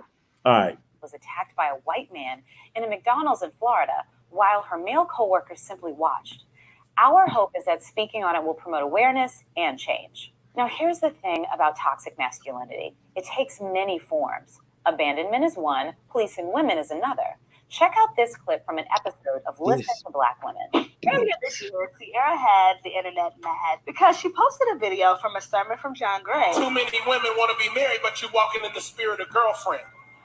Ask the Lord to deliver you from that spirit and carry yourself like you're already taken. And I promise you, when you carry yourself like a wife, a husband will find you. And Sierra, now that she's a wife, had decided that her best response to that was level up. So, as y'all can imagine, the internet was in an uproar over that mess. Because they were like, level up, like, girl, weren't you just a baby mama a couple years ago? Talk about it. As you can see, men aren't the only culprits when it comes to policing women, and our hosts aren't afraid to speak on all offenders, especially those on repeat like Pastor Gray, who made headlines again at the end of 2018 for making a controversial statement many believed celebrated treating Black women like mules. I've never heard Check this out nigga. this clip from Listen to Black Women. There are just so many industries now that are built on preying on the insecurities and desperation of Black women. And specifically, I feel like the church is one of the biggest culprits. He was on a show to promote a book. Yes. And once again, here's another man telling a woman what we need to do to be chosen, to be valued. And it just continues to promote just this Not my fault. The mothers didn't teach you that. to be worthy. It's too much. And there's no balance. Donnie, put the screen back on her. You got it on me. Oh shit. Sadly, toxic Hold on. masculinity is so pervasive, it's challenging for women to set boundaries with men we're not even in relationships with. You know where we're going. R. Kelly. Despite accusations of Side toxic chick behavior life. against women ranging from pedophilia to deviant cult-like actions, people, and most notably Black women, can't seem to cancel the infamous singer. On this episode of Listen to Oh, Black, she brought it up. Music is a form of hypnosis.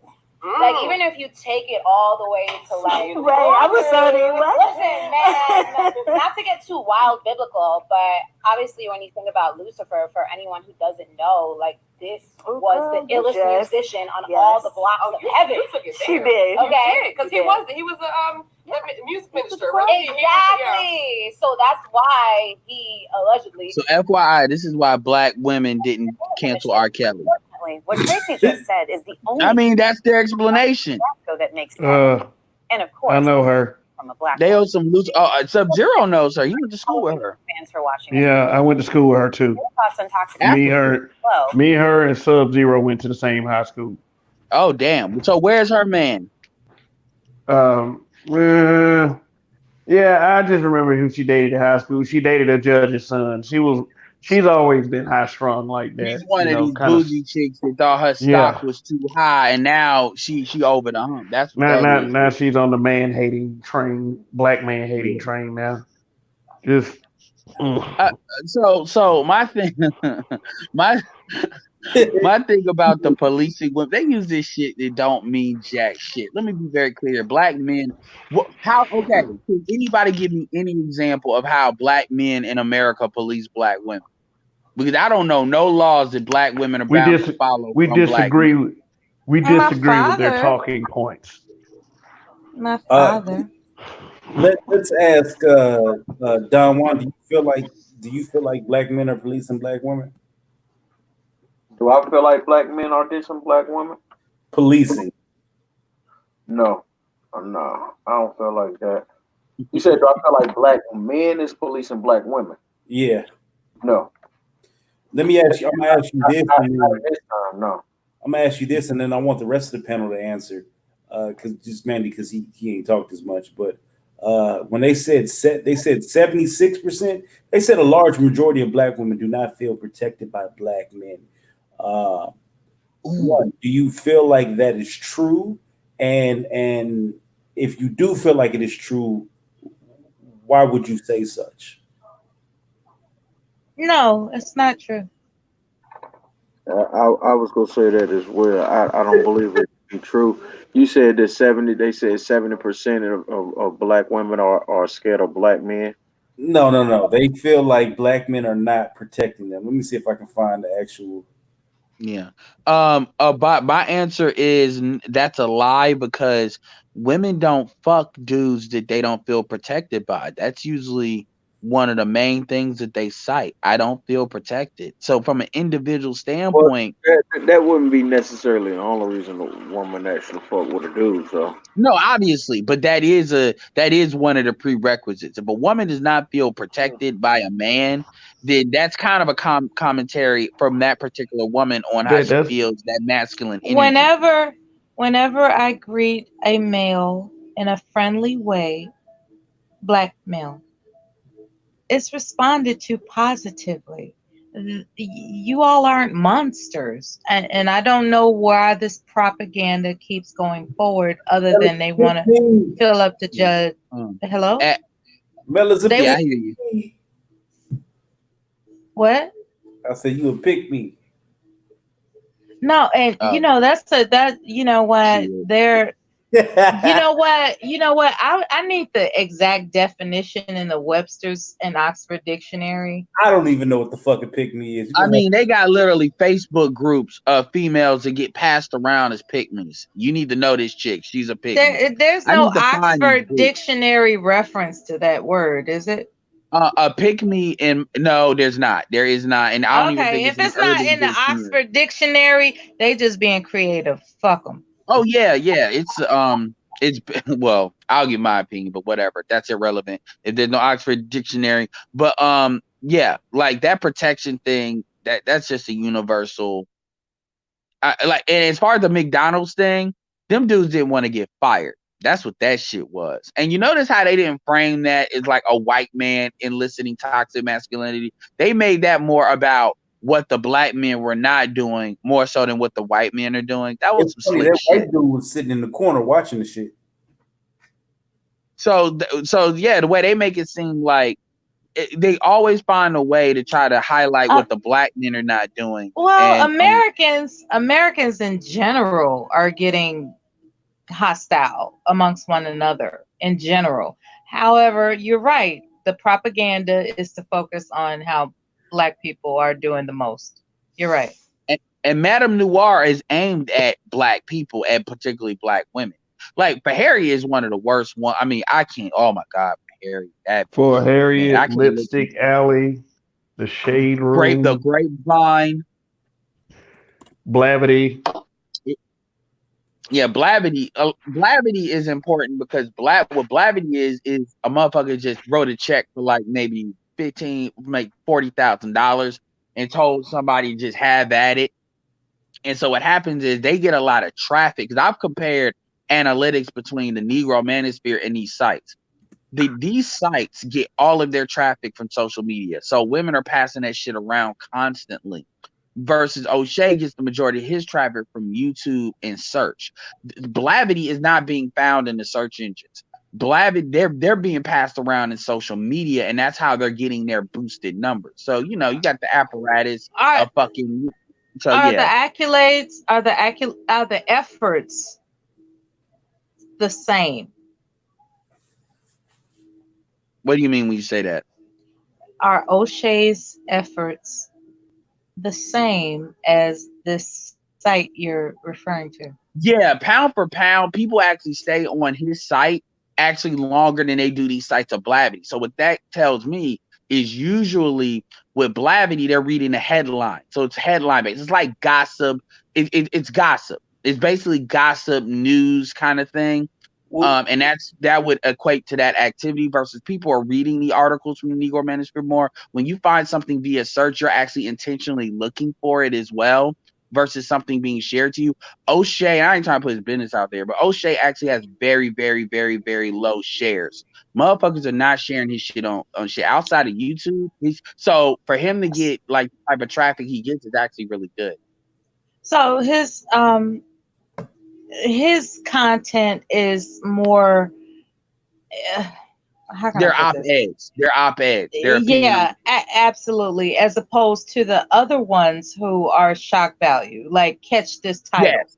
Yeah, Okay. his stuff is more. Yeah, his titles can be shock value, but they're more op-eds than of shock value. So But how can he supersede them? the biggest thing that dudes, and this is what like the manosphere's got to get better at doing, is share his stuff. Like honestly, we have the apparatus to share his stuff. We just don't do it because that's the only real difference. I mean, and like he has so much more growth that he actually do if his stuff starts getting shared through the social media. But also probably what is going on too is you got to remember with these sites like Blavity and there's others, you got these shea butter Twitter folks where they just tweeting stuff.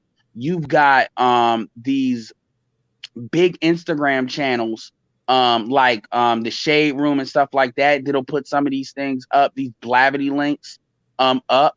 And then so there's other vectors, and that stuff has to be built, but it can be built. I mean, honestly, and also they're probably paying to start that up too by paying for traffic. So it's actually it can be duplicated, but it's a lot of sites like this. Like Madame Noir is a site like this. You got to understand the Griot, because these sites are owned by like Television, some of the stuff like that. So it's a lot of these sites that do this. That these like wannabe student motherfuckers. Blavity is done by a fucking college student. Would they be? How? What am I trying to say? I'm keep Can it real, Mel. can they get sponsors? Can they get sponsors? They are getting sponsored. That's how they get the money to do what they No, do. no. The O'Shea person, can he get sponsors? O'Shea's working on that. He's working on that. Like for instance, he's working on people like the Phil from the Advice Show. I asked you how he could supersede them, and in my humble opinion, the only way that anybody can supersede anybody that they're focusing on conquering is through tremendous sponsorship, and you have to have something that makes them attractive to sponsor you. The O'Shea have the content that will attract sponsorship. Well, O'Shea has a very focused audience. His audience is black men. So if you're a product that's like, for instance, what was that company that Gillette bought? The sponsorship. What type of sponsorship would O'Shea attract? O'Shea would attract sponsorships from companies that particularly deal with black men. So an example of such company, let's say like a company that specializes in waves or hairstyles for black men. Let's say that company that was recently bought by Gillette, but it was owned by a black dude that had to do with how black skin. Companies that deal with black men, a lot of there's other smaller sponsorships, but if you're talking about big companies, then that type of thing, anything that specifically targets black men. And but that's the strategy. That's the strategy I'm trying to inform you brothers about.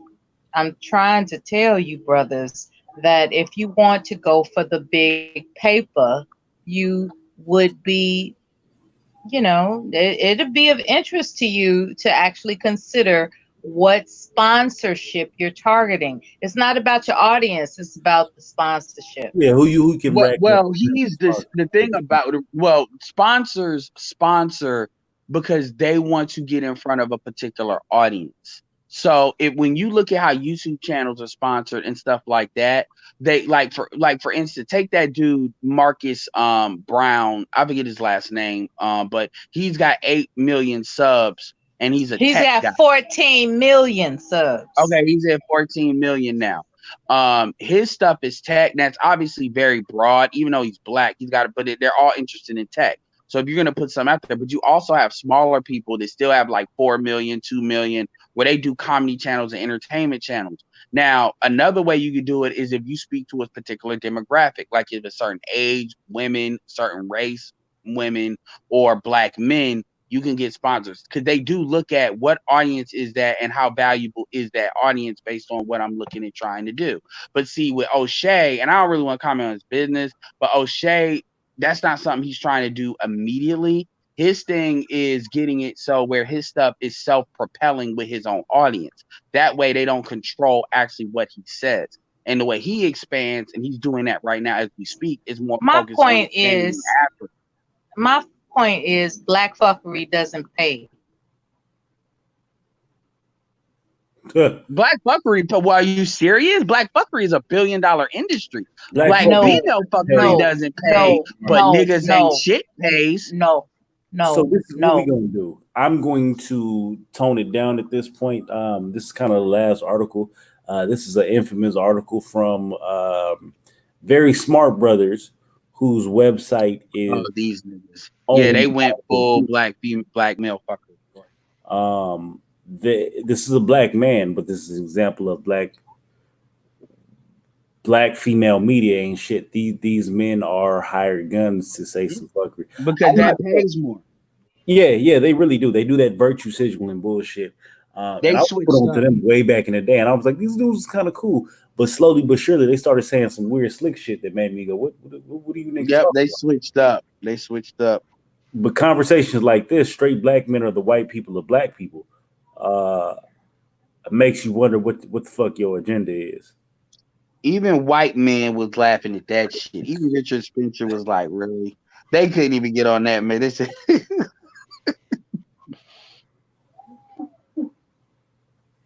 and these motherfuckers is owned by the Root. Yeah, they got bought by the Root. See, that's how they got their sponsor. And the Root is no, because they weren't owned. Because Atlanta Black Star is another one, but they're kind of half and half. Notorious for shitting on black men. They will blame a black man for the sun rising in the east and setting in the west. Who you said, Atlanta Black Star? The Root. Oh yeah, the Root, exactly. And Very Smart Brothers, they had a lot of black men, and then they switched up, and then they got bought because it used to be like very intelligent. That's a game they play too, and a lot of these people that's behind this are like whacked out, right? Like they haven't built something like, for instance, like what O'Shea's built. Like it's funny, man.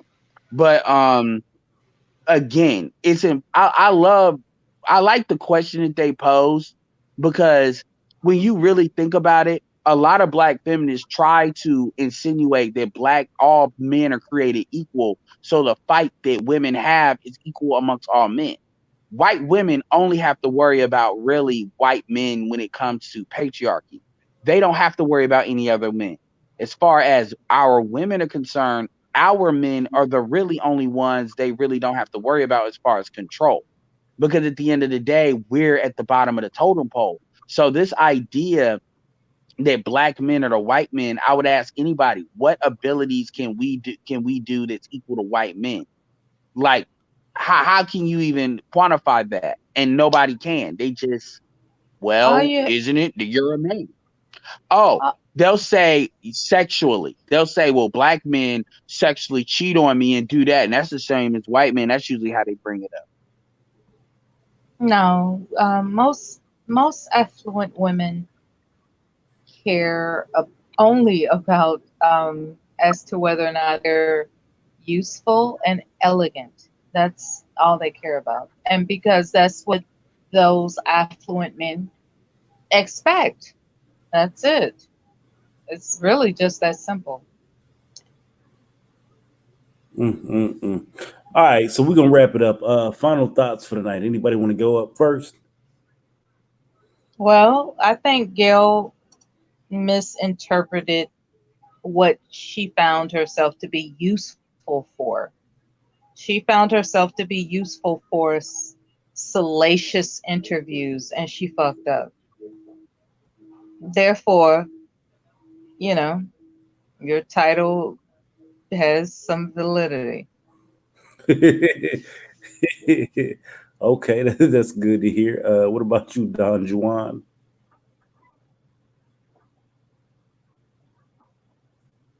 He might have knocked off. Ed, shoot for it.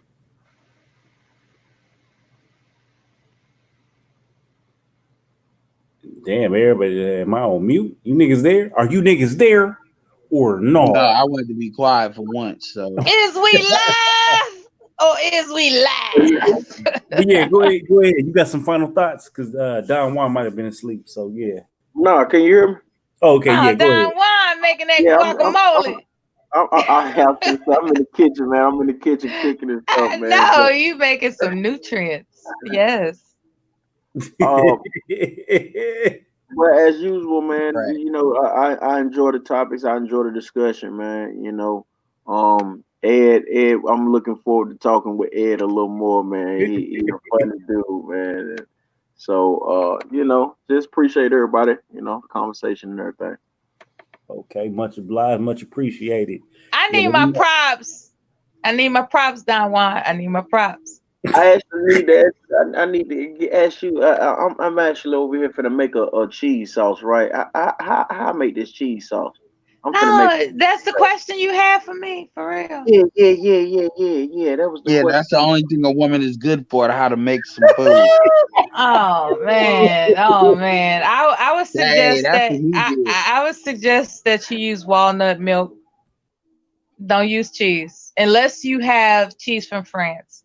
Don't Well, use. I already went and bought some heavy cream, heavy whipping cream or something. No. You can't trust nothing from America. You got to get it from Italy or France. Where does one get? I went to the stove now, so I'm gonna have to use it now. So Well, you I ain't know. gonna go at 1 a.m. All right, then. Okay, well, just steam some broccoli. You'll be all right. All right, okay. Oh shit. Anyway, I gotta check out, that Bird of Prey shit flopped like a motherfucker, man. Anyway. It was a decent movie, but yeah, go ahead. By the way, the sister, that the woman that played Black Canary, who's her brother?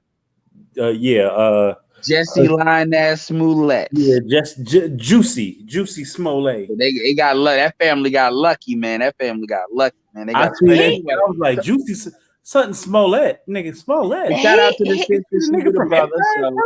So. He got indicted on new charges, y'all. Yeah, I heard. Their family be all right. The woman make money, and she married to a black man. So credit to her, man. I'm looking forward to her career. She was cute. I was like, all right, I hope she in the bed wins, but she was cute. Yeah. Smollett might be in Cook County before summertime. That nigga better take his ass to Paris and hide out. Hey, man, they got the right mayor in Chicago, so hey. But I'll say this. Two things. One, as far as they done learn a very detailed lesson about this Gail situation. That sometimes people are gonna push back with this, but that's what Mela said. The other part that Mela said that already. The other part I'll say though is this: as men, we have to start getting a lot more strategic about building the necessary networks to get our message out. Part of that is making the content, but another part of that is doing the proper aggregating. This is not just men. I do believe in putting money and putting resources behind female content. There are female content creators out there, such as Kimberly Frazier, Nicole's Views, that they keep it real and they keep it 100. They are pro-black men. I personally feel think very strongly the best way to deal with black women is for other black women to handle black women. There's certain things, if a black woman says it, is just going to be accepted a lot more with a lot less friction. So that stuff has to be there. I know a lot of dudes don't think that. I think that. So I'm always out there looking at other chicks. Now they go left on me sometimes, but I'm always out there looking for the track record. And also what we have to understand is if ain't nobody gonna say it, we gotta say it. So this idea that we can just let somebody else build our media and build our stuff when it comes to everything. At the end of the day, black men are all we have. I will say this though, if black men gain some traction, there is a solid amount of sisters that will go along with it. A big reason why you don't hear sisters speak up harder and more boisterously is because they understand that the other side is so strong, so focused, and then they're backed up by a lot of these white dudes too. So it's like, it's not so much what's the point, it's more like the juice ain't always necessarily worth the squeeze as fast as these things go. So, we'll see where this goes. This has been a lit year so far, and we'll see where it goes. Yeah, all right. Well, much appreciated, much obliged. As per usual, I'm Donnie. This is a habitual loud and stepper broadcast. Roger Punk ass ain't show up. That's why he's the third best YouTuber. But aside from that, typically with these conversations, I always wanted to bring a discussion in, and I always say that I run my show like you kicking at your uncle house, you play some spades, you ate some barbecue, you sitting up with the big belly at the table, and you speaking with friends, and you just having a general conversation, and that's the way I want it to be. With this, I was really bothered by what's been going on in the media because I felt like the portrayal of Kobe Bryant and Gayle King by Gayle King was crazy.